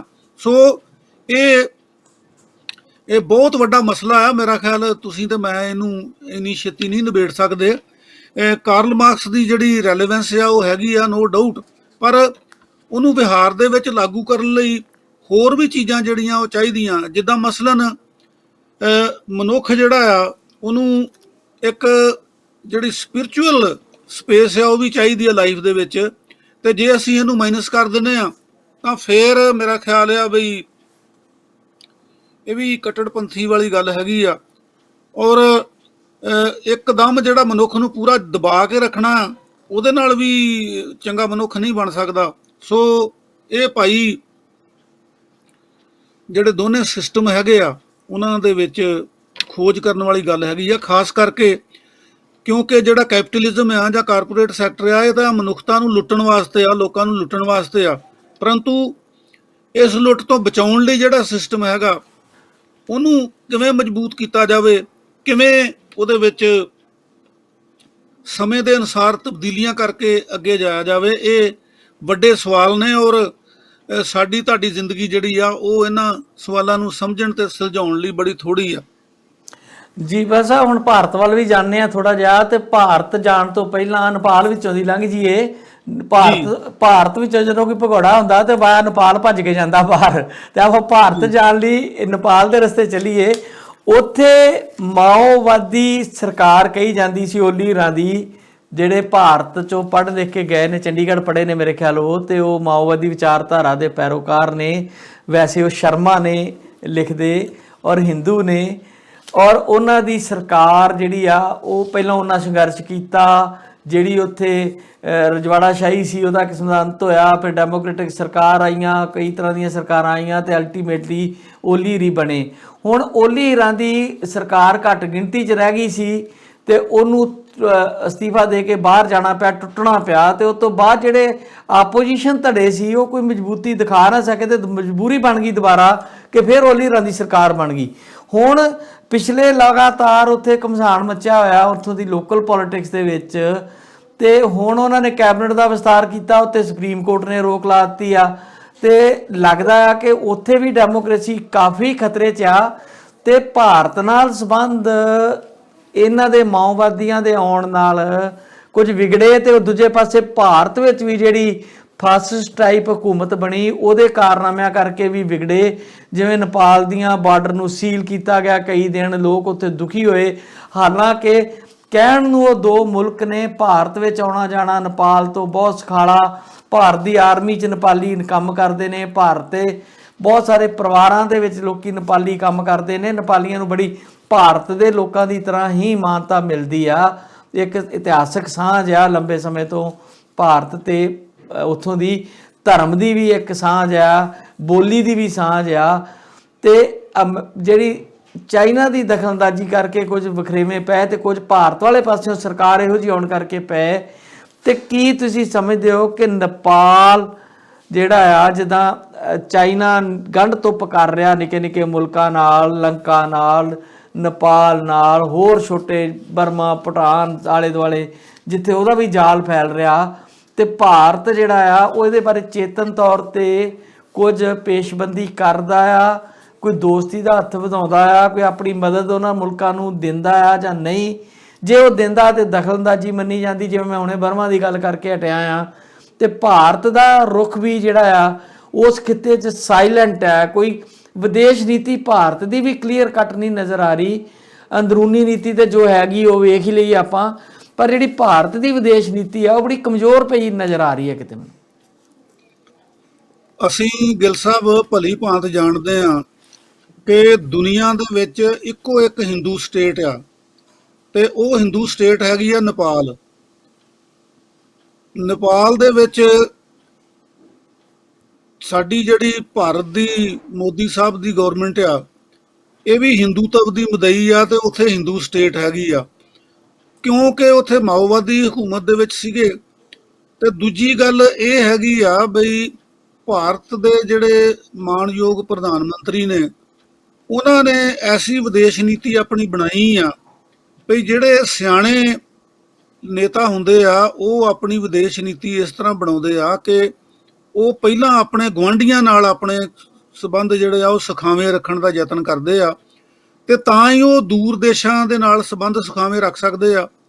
ਤੇ ਸਾਡੇ ਪ੍ਰਧਾਨ ਮੰਤਰੀ ਸਾਰੀ ਦੁਨੀਆ ਦੇ ਵਿੱਚ, ਸਾਡੇ ਮੀਨਜ਼ ਮੋਦੀ ਸਾਹਿਬ ਸਾਰੀ ਦੁਨੀਆ ਦੇ ਵਿੱਚ ਘੁੰਮ ਆਏ, ਤੇ ਉਹਨਾਂ ਨੇ ਕਿੰਨੇ ਕੁ ਸੁਖਾਵੇਂ ਸਬੰਧ ਬਣਾਏ, ਕਿੰਨੇ ਕੁ ਨਾ ਬਣਾਏ। ਉਹਨਾਂ ਦੀ ਅਮਰੀਕਾ ਫੇਰੀ ਦਾ ਹੀ ਸਾਰਿਆਂ ਨੂੰ ਪਤਾ ਆ ਕਿ ਉੱਥੇ ਜਾ ਕੇ ਉੱਥੋਂ ਦੀ ਇੰਟਰਨਲ ਪੋਲਿਟਿਕਸ ਦੇ ਵਿੱਚ ਦਖਲ ਦੇਣ ਲੱਗ ਪਏ। ਅਖੇ ਅਬ ਕੀ ਬਾਰ ਟਰੰਪ ਸਰਕਾਰ ਭਈ ਕਿਸੇ ਦੇਸ਼ ਦਾ ਨੇਤਾ ਦੂਜੇ ਦੇਸ਼ ਦੇ ਵਿੱਚ ਜਾ ਕੇ ਸਰਕਾਰ ਨਾਲ ਸੰਬੰਧ ਹੁੰਦੇ ਆ, ਉੱਥੋਂ ਦੀ ਜਿਹੜੀ ਰਾਜਨੀਤੀ ਆ ਉਹਦੇ ਨਾਲ ਸੰਬੰਧ ਨਹੀਂ ਹੁੰਦੇ। ਉਹਨਾਂ ਨੇ ਉੱਥੇ ਤਾਂ ਜਾ ਕੇ ਟਰੰਪ ਦੀ ਹਮਾਇਤ ਕਰ ਦਿੱਤੀ, ਪਰੰਤੂ ਆਲੇ ਦੁਆਲੇ ਆਪਣੇ, ਉਹ ਭਾਵੇਂ ਬੰਗਲਾਦੇਸ਼ ਹੋਵੇ, ਭਾਵੇਂ ਨੇਪਾਲ ਹੋਵੇ, ਤੇ ਭਾਵੇਂ ਆਪਣਾ ਪਾਕਿਸਤਾਨ ਹੋਵੇ, ਜਿਨ੍ਹਾਂ ਨਾਲ ਸੰਬੰਧ ਸੁਧਾਰਨ ਦੀ ਲੋੜ ਹੈਗੀ ਆ, ਉਹਨਾਂ ਨਾਲ ਕੋਸ਼ਿਸ਼ ਨਹੀਂ ਕੀਤੀ। ਤੇ ਹੁਣ ਜਦੋਂ ਨੇਪਾਲ ਦੇ ਵਿੱਚ ਇਸ ਕਿਸਮ ਦਾ ਉਲਟ ਫੇਰ ਜਿਹੜਾ ਸ਼ੁਰੂ ਹੋਇਆ ਜਾਂ ਅਨਸਰਟਨਟੀ ਸ਼ੁਰੂ ਹੋਈ ਆ, ਤੇ ਉਹਦੇ ਵਿੱਚ ਜੇ ਉੱਥੇ ਹੁਣ ਦੁਨੀਆ ਤਾਂ ਬਹੁਤ ਛੋਟੀ ਆ, ਮੁੱਠੀ 'ਚ ਆ, ਦੁਨੀਆ ਦੇ ਕਿਸੇ ਵੀ ਖਿੱਤੇ ਦੇ ਵਿੱਚ ਕੋਈ ਗੜਬੜ ਹੁੰਦੀ ਆ, ਖਾਸ ਕਰਕੇ ਜਿਹੜਾ ਨੇਪਾਲ ਆ, ਨੇਪਾਲ ਨਾਲ ਭਾਰਤ ਦੇ ਸੰਬੰਧ ਬਹੁਤ ਪੁਰਾਣੇ ਹੀ ਨਹੀਂ, ਬਲਕਿ ਇਹ ਆ ਬਈ ਉਹ ਇੱਕ ਹਿੰਦੂ ਸਟੇਟ ਵੀ ਆ, ਤੇ ਨੇਪਾਲੀ ਜਿਹੜੇ ਹੈਗੇ ਆ ਉਹ ਭਾਰਤੀ ਆਰਮੀ 'ਚ ਵੀ ਹੈਗੇ ਆ, ਨਾਲ ਦੀ ਨਾਲ ਹੋਰ ਜਿਹੜੇ ਹੈਗੇ ਆ, ਖਾਸ ਕਰਕੇ ਪਰਿਵਾਰਾਂ ਦੇ ਵਿੱਚ ਨੇਪਾਲੀਆਂ ਦਾ ਬੜਾ ਯੋਗਦਾਨ ਹੈਗਾ। ਸੋ ਇਹ ਸਾਡੀ ਸਰਕਾਰ ਲਈ, ਮੋਦੀ ਸਾਹਿਬ ਲਈ ਸੋਚਣ ਵਿਚਾਰਨ ਵਾਲੀ ਗੱਲ ਆ ਕਿ ਬਈ ਉਹ ਆਪਣੇ ਗੁਆਂਢੀਆਂ ਨਾਲ ਚੰਗੇ ਸੰਬੰਧ ਰੱਖਣ, ਤੇ ਨੇਪਾਲ ਜਾਂ ਜਿਹੜਾ ਮਿਆਂਮਾਰ, ਬਰਮਾ ਵਗੈਰਾ, ਇਹਨਾਂ ਦੇ ਵਿੱਚ ਜੇ ਗੜਬੜ ਹੁੰਦੀ ਆ ਤਾਂ ਭਾਰਤ ਦੇ ਵਿੱਚ ਵੀ ਭਾਰਤੀ ਜਿਹੜੇ ਆ ਉਹ ਸੁੱਖ ਦਾ ਸਾਹ ਨਹੀਂ ਲੈ ਸਕਦੇ। ਬਿਲਕੁਲ ਠੀਕ ਹੈ ਤੁਸੀਂ ਪ੍ਰੋਫੈਸਰ ਸਾਹਿਬ। ਤੇ ਲਾਸਟ ਖਬਰ ਮੈਂ ਤੁਹਾਡੇ ਨਾਲ ਕਰਨੀ ਚਾਹੁੰਦਾ ਹਾਂ ਕਿ ਮੋਦੀ ਹੋਰਾਂ ਦੀ ਦੂਜੀ ਟਰਮ ਤੋਂ ਬਾਅਦ ਲੋਕੀ ਵੀ ਨਿਰਾਸ਼ ਨੇ, ਤੇ ਪੋਲੀਟੀਕਲ ਪਾਰਟੀਆਂ ਜਿਹੜੀਆਂ ਨੇ ਉਹਨਾਂ 'ਚ ਵੀ ਹਿਲਜੁਲ ਸ਼ੁਰੂ ਹੋਈ ਆ। ਹੁਣ ਸ਼ਰਦ ਪਵਾਰ ਹੋਰਾਂ ਨੇ ਇੱਕ ਆਪਣੇ ਘਰ ਮੀਟਿੰਗ ਕੀਤੀ ਆ, ਜਿਹਦੇ ਵਿੱਚ ਕਿਹਾ ਜਾ ਰਿਹਾ ਹੈ ਕਿ ਸ਼ਾਇਦ ਕਾਂਗਰਸ ਨੂੰ ਪਾਸੇ ਰੱਖ ਕੇ ਸਾਰੀਆਂ ਪਾਰਟੀਆਂ ਦਾ ਇੱਕ ਗਰੁੱਪ ਬਣਾਉਣ ਦੀ ਕੋਸ਼ਿਸ਼ ਕੀਤੀ ਜਾ ਰਹੀ ਆ, ਤੇ ਦੂਜੇ ਪਾਸੇ ਬੀਜੇਪੀ ਵੀ ਉੱਤੇ ਨਿਗਾਹ ਰੱਖ ਰਹੀ ਆ। ਉਹਨਾਂ ਵੱਲੋਂ ਵੀ ਬਿਆਨ ਆਉਣੇ ਸ਼ੁਰੂ ਹੋ ਗਏ। ਇੱਕ ਬਿਆਨ ਤੇ ਉਹਨਾਂ ਦੇ ਸਹਿਯੋਗੀ ਜਿਹੜੇ ਨੇ, ਕੋਈ ਮਿਸਟਰ ਠਾਵਲੇ, ਕੋਈ ਰਿਪਬਲਿਕਨ ਪਾਰਟੀ ਵਾਲੇ ਆ, ਉਹ ਕਹਿੰਦੇ ਜਿੰਨੇ ਮਰਜ਼ੀ ਇਹ ਲੋਕ ਇਕੱਠੇ ਹੋਈ ਜਾਣ ਪਰ ਮੋਦੀ ਨੰਬਰ 1 ਹੀ ਰਹਿਣਾ ਆ। ਤੇ ਦੂਜੇ ਪਾਸੇ ਇੱਕ ਫਾਇਰ ਬ੍ਰਾਂਡ ਨੇਤਾ ਨੇਤਰੀ ਆ ਬੀਜੇਪੀ ਦੀ, ਉਹਦਾ ਨਾਂ ਹੈਗਾ ਜੀ ਮੀਨਾਕਸ਼ੀ ਲੇਖੀ। ਬੜੇ ਉਹਦੇ ਵੀ ਬਿਆਨ ਅਜੀਬ ਅਜੀਬ ਆਉਂਦੇ ਰਹਿੰਦੇ ਆ। ਉਹਨੇ ਕਿਹਾ ਹੈ ਕਿ ਜਿਹੜੇ ਵਿਪਕਸ਼ ਦੇ ਲੀਡਰ ਨੇ ਉਹ ਨਕਾਰੇ ਹੋਏ ਨੇ ਬਾਰ-ਬਾਰ ਲੋਕਾਂ ਵੱਲੋਂ, ਤੇ ਉਹਨਾਂ ਨੂੰ ਸੁਪਨੇ ਲੈਣ ਦਾ ਅਧਿਕਾਰ ਹੈ, ਉਹ ਤੋਂ ਅਸੀਂ ਨਹੀਂ ਰੋਕ ਸਕਦੇ, ਉਹ ਸੁਪਨੇ ਜਿਹੜੇ ਮਰਜ਼ੀ ਲੈਣ, ਪਰ ਪਾਵਰ ਉਹਨਾਂ ਕੋਲ ਨਹੀਂ ਜਾ ਸਕਦੀ। ਕੀ ਇਹ ਸਿਆਸੀ ਸਰਗਰਮੀਆਂ ਜਿਹੜੀਆਂ ਨੇ ਇਹਨਾਂ ਦਾ ਕੋਈ ਮਤਲਬ ਹੋਏਗਾ? ਹੰਡੇ ਹੋਏ ਸਿਆਸਤਦਾਨ ਨੇ, ਸ਼ਰਦ ਪਵਾਰ ਨਹੀਂ, ਪਰ ਇਸ ਮੌਕੇ ਦੇ ਉੱਤੇ ਸਭ ਦੀ ਸਿਆਸਤ ਜਿਹੜੀ ਆ ਉਹਦੇ ਉੱਤੇ ਵਿਰਾਮ ਲਾ ਦਿੱਤਾ ਸੀਗਾ ਮੋਦੀ ਅਮਿਤ ਸ਼ਾਹ ਜੋੜੀ ਨੇ।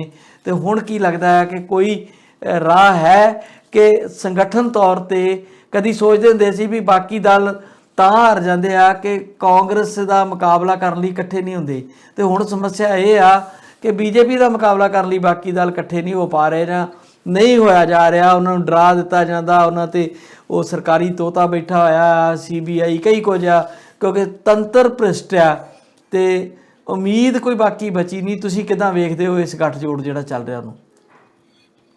ਤੁਹਾਨੂੰ ਗਿੱਲ ਸਾਹਿਬ ਯਾਦ ਹੋਣਾ ਆ ਕਿ ਇਹ ਗੱਲ ਪੂਰੀ ਸਹੀ ਨਹੀਂ ਹੈ ਕਿ ਕਾਂਗਰਸ ਦੇ ਖਿਲਾਫ ਬਾਕੀ ਪਾਰਟੀਆਂ ਸਾਰੀਆਂ ਇਕੱਠੀਆਂ ਨਹੀਂ ਹੁੰਦੀਆਂ ਸੀਗੀਆਂ। ਇਹਦਾ ਮੁੱਢ ਜਿਹੜਾ ਹੈਗਾ 1967 ਦੇ ਵਿੱਚ ਜਿਹੜੀਆਂ ਰਾਜਾਂ ਦੇ ਵਿੱਚ ਗਵਰਨਮੈਂਟਾਂ ਬਣੀਆਂ ਸੀਗੀਆਂ ਉਹਨਾਂ ਤੋਂ ਸ਼ੁਰੂ ਹੋ ਗਿਆ ਸੀਗਾ।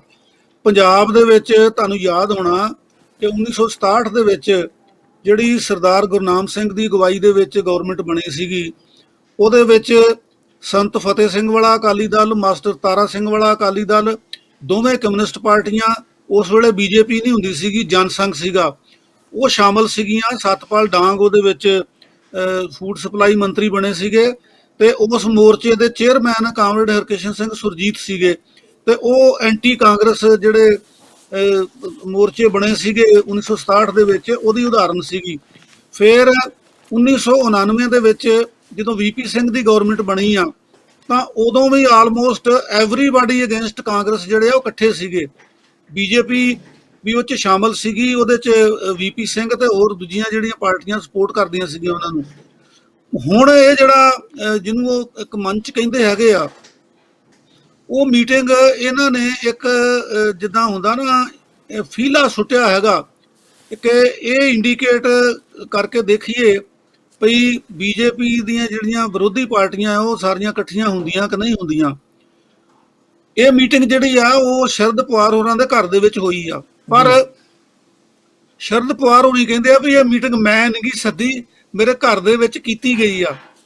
ਤੇ ਨਾਲ ਦੀ ਨਾਲ ਇਹ ਵੀ ਜਿਹੜੇ ਪਵਨ ਸ਼ਰਮਾ ਹੈਗੇ ਆ ਮੀਟਿੰਗ ਦੇ ਜਿਨ੍ਹਾਂ ਨੇ ਬੁਲਾਰੇ ਦੇ ਤੌਰ ਤੇ ਗੱਲਾਂ ਕੀਤੀਆਂ, ਉਹ ਕਹਿੰਦੇ ਆ ਬਈ ਅਸੀਂ ਕਾਂਗਰਸ ਨੂੰ ਲਾਂਭੇ ਨਹੀਂ ਰੱਖਿਆ। ਉਹਨਾਂ ਨੇ, ਕਿਉਂਕਿ ਹੁਣ ਮਸਲਾ ਗਿੱਲ ਸਾਹਿਬ ਇਹ ਆ ਬਈ ਜਿਹੜੀ ਕਾਂਗਰਸ ਹੈ ਨਾ, ਇੰਡੀਅਨ ਨੈਸ਼ਨਲ ਕਾਂਗਰਸ, ਉਹ ਕਾਂਗਰਸ ਤਾਂ ਰਹੀ ਨਹੀਂ ਗੀ, ਉਹ ਇੱਕ ਪਰਿਵਾਰ ਦੇ ਵਿੱਚ ਵੀ ਦੋ ਧੜੇ ਬਣ ਗਏ।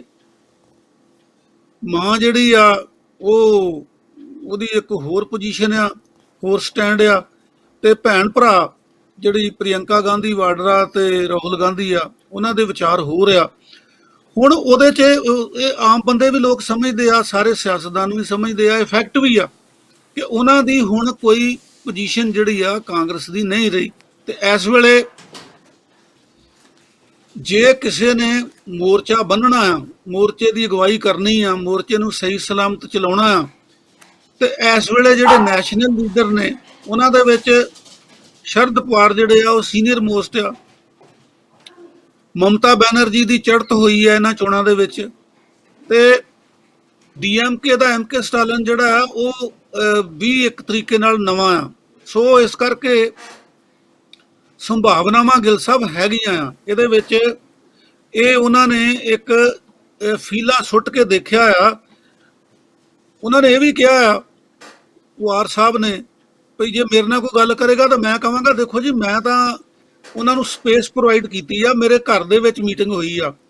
ਤੇ ਦੂਜੇ ਬੰਨੇ ਉਹਨਾਂ ਨੇ ਇਹ ਵੀ ਇੰਡੀਕੇਸ਼ਨ ਦਿੱਤੀ ਆ ਕਿ ਆਲ ਇਨ ਅਪੋਜੀਸ਼ਨ ਟੂ BJP ਇਕੱਠੇ ਹੋਣ ਦੀ ਸੰਭਾਵਨਾ ਹੈਗੀ ਆ, ਔਰ ਹਾਲਾਤ ਜਿਹੜੇ ਆ ਉਹ ਮੰਗ ਕਰਦੇ ਆ ਕਿ ਇਸ ਤਰੀਕੇ ਨਾਲ, ਕਿਉਂਕਿ ਇਹਦੇ ਵਿੱਚੋਂ ਮੈਨੂੰ ਇੱਕ ਗੱਲ ਜਾਪਦੀ ਆ ਵੀ ਕਾਂਗਰਸ ਤੁਹਾਨੂੰ ਪਤਾ ਹੋਣਾ ਕਿ ਬਹੁਤ ਦੇਰ ਅੜੀਆਂ ਕਰਦੀ ਰਹੀ ਕਿ ਅਸੀਂ ਕਿਸੇ ਨਾਲ ਫਰੰਟ ਨਹੀਂ ਬਣਾਉਣਾ ਜੀ, ਐਕਲਾ ਚੱਲੋ ਵੀ ਇੱਕ ਇਹਨਾਂ ਨੇ ਆਪਣੀ ਜਿਹੜੀ ਹੁੰਦੀ ਹੈਗੀ ਆ ਕਾਂਗਰਸ ਦਾ ਸੈਸ਼ਨ, ਉਹਦੇ ਵਿੱਚ ਪਾਸ ਕੀਤਾ ਸੀਗਾ ਵੀ ਅਸੀਂ ਇਕੱਲਿਆਂ ਨੇ ਚੱਲਣਾ।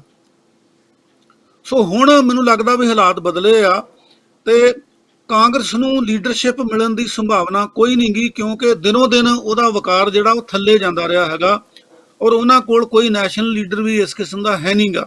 ਸੋ ਇਸ ਵੇਲੇ ਜਿੱਦਾਂ ਮੈਂ ਪਹਿਲਾਂ ਕਿਹਾ ਵੀ ਨੈਸ਼ਨਲ ਲੈਵਲ ਤੇ ਜੇ ਇਕੱਠੇ ਕੀਤਾ ਜਾ ਸਕਦਾ ਆ ਤੇ ਉਹ ਮਮਤਾ ਬੈਨਰਜੀ ਤੇ ਸ਼ਰਦ ਪਵਾਰ ਦੇ ਨਾਂ ਦੇ ਉੱਤੇ ਕੀਤਾ ਜਾ ਸਕਦਾ ਆ। ਬਾਕੀ ਜਿਹੜੇ ਆ ਉਹਨਾਂ ਨੂੰ ਸਪੋਰਟ ਕਰ ਸਕਦੇ ਆ। ਮੇਰੀ ਨਿੱਜੀ ਰਾਏ ਇਸ ਕਿਸਮ ਦੀ ਆ। ਸੋ ਪ੍ਰੋਫੈਸਰ ਸਾਹਿਬ, ਕਾਫੀ ਗੱਲਬਾਤ ਆਪਣੀ ਹੋ ਗਈ ਜੀ, ਸਾਰੇ ਵਿਸ਼ੇ ਆਪਾਂ ਲਗਭਗ ਅੱਜ ਟੱਚ ਕਰ ਲਿਆ। ਤੁਹਾਡਾ ਬਹੁਤ ਬਹੁਤ ਸ਼ੁਕਰੀਆ ਤੇ ਕੱਲ ਦੇ ਪ੍ਰੋਗਰਾਮ 'ਚ ਦੁਬਾਰਾ ਆਪਾਂ ਕਰਾਂਗੇ ਗੱਲਬਾਤ। ਤੇ ਭਾਰਤ ਦੀ ਰਾਜਨੀਤੀ ਜਿਹੜੀ ਆ ਉਹਦੇ ਤੇ ਜਿੰਨੀ ਮਰਜ਼ੀ ਚਰਚਾ ਕਰ ਲਈਏ ਉਹਦਾ ਕੋਈ ਬਹੁਤਾ ਅਸਰ ਜਿਹੜਾ ਉਹ ਨਹੀਂ ਲੱਗਦਾ, ਕਿਉਂਕਿ ਜਿਵੇਂ ਰਵਾਇਤੀ ਪਾਰਟੀਆਂ ਨੇ, ਪੁਰਾਣੇ ਦਲ ਨੇ, ਲੋਕਾਂ ਨੇ ਸਾਰਿਆਂ ਦੇ ਰੰਗ ਵੇਖੇ ਹੋਏ ਆ। ਇਸ ਕਰਕੇ ਕੋਈ ਬਹੁਤੀ ਉਤੇਜਨਾ ਪੈਦਾ ਨਹੀਂ ਹੁੰਦੀ ਉਹਨਾਂ ਨੂੰ ਲੈ ਕੇ। ਕੋਈ ਨਵਾਂ ਐਸਾ ਇਤਿਹਾਸਕ ਮੋੜ ਆ ਜਾਏ ਤੇ ਕਿਹਾ ਨਹੀਂ ਜਾ ਸਕਦਾ।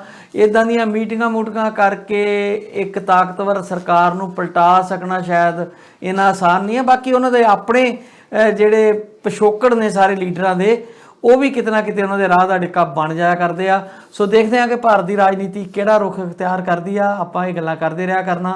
ਸੋ ਤੁਹਾਡਾ ਬਹੁਤ ਬਹੁਤ ਸ਼ੁਕਰੀਆ ਜੀ, ਧੰਨਵਾਦ। ਬਹੁਤ ਮਿਹਰਬਾਨੀ ਜੀ, ਸ਼ੁਕਰੀਆ।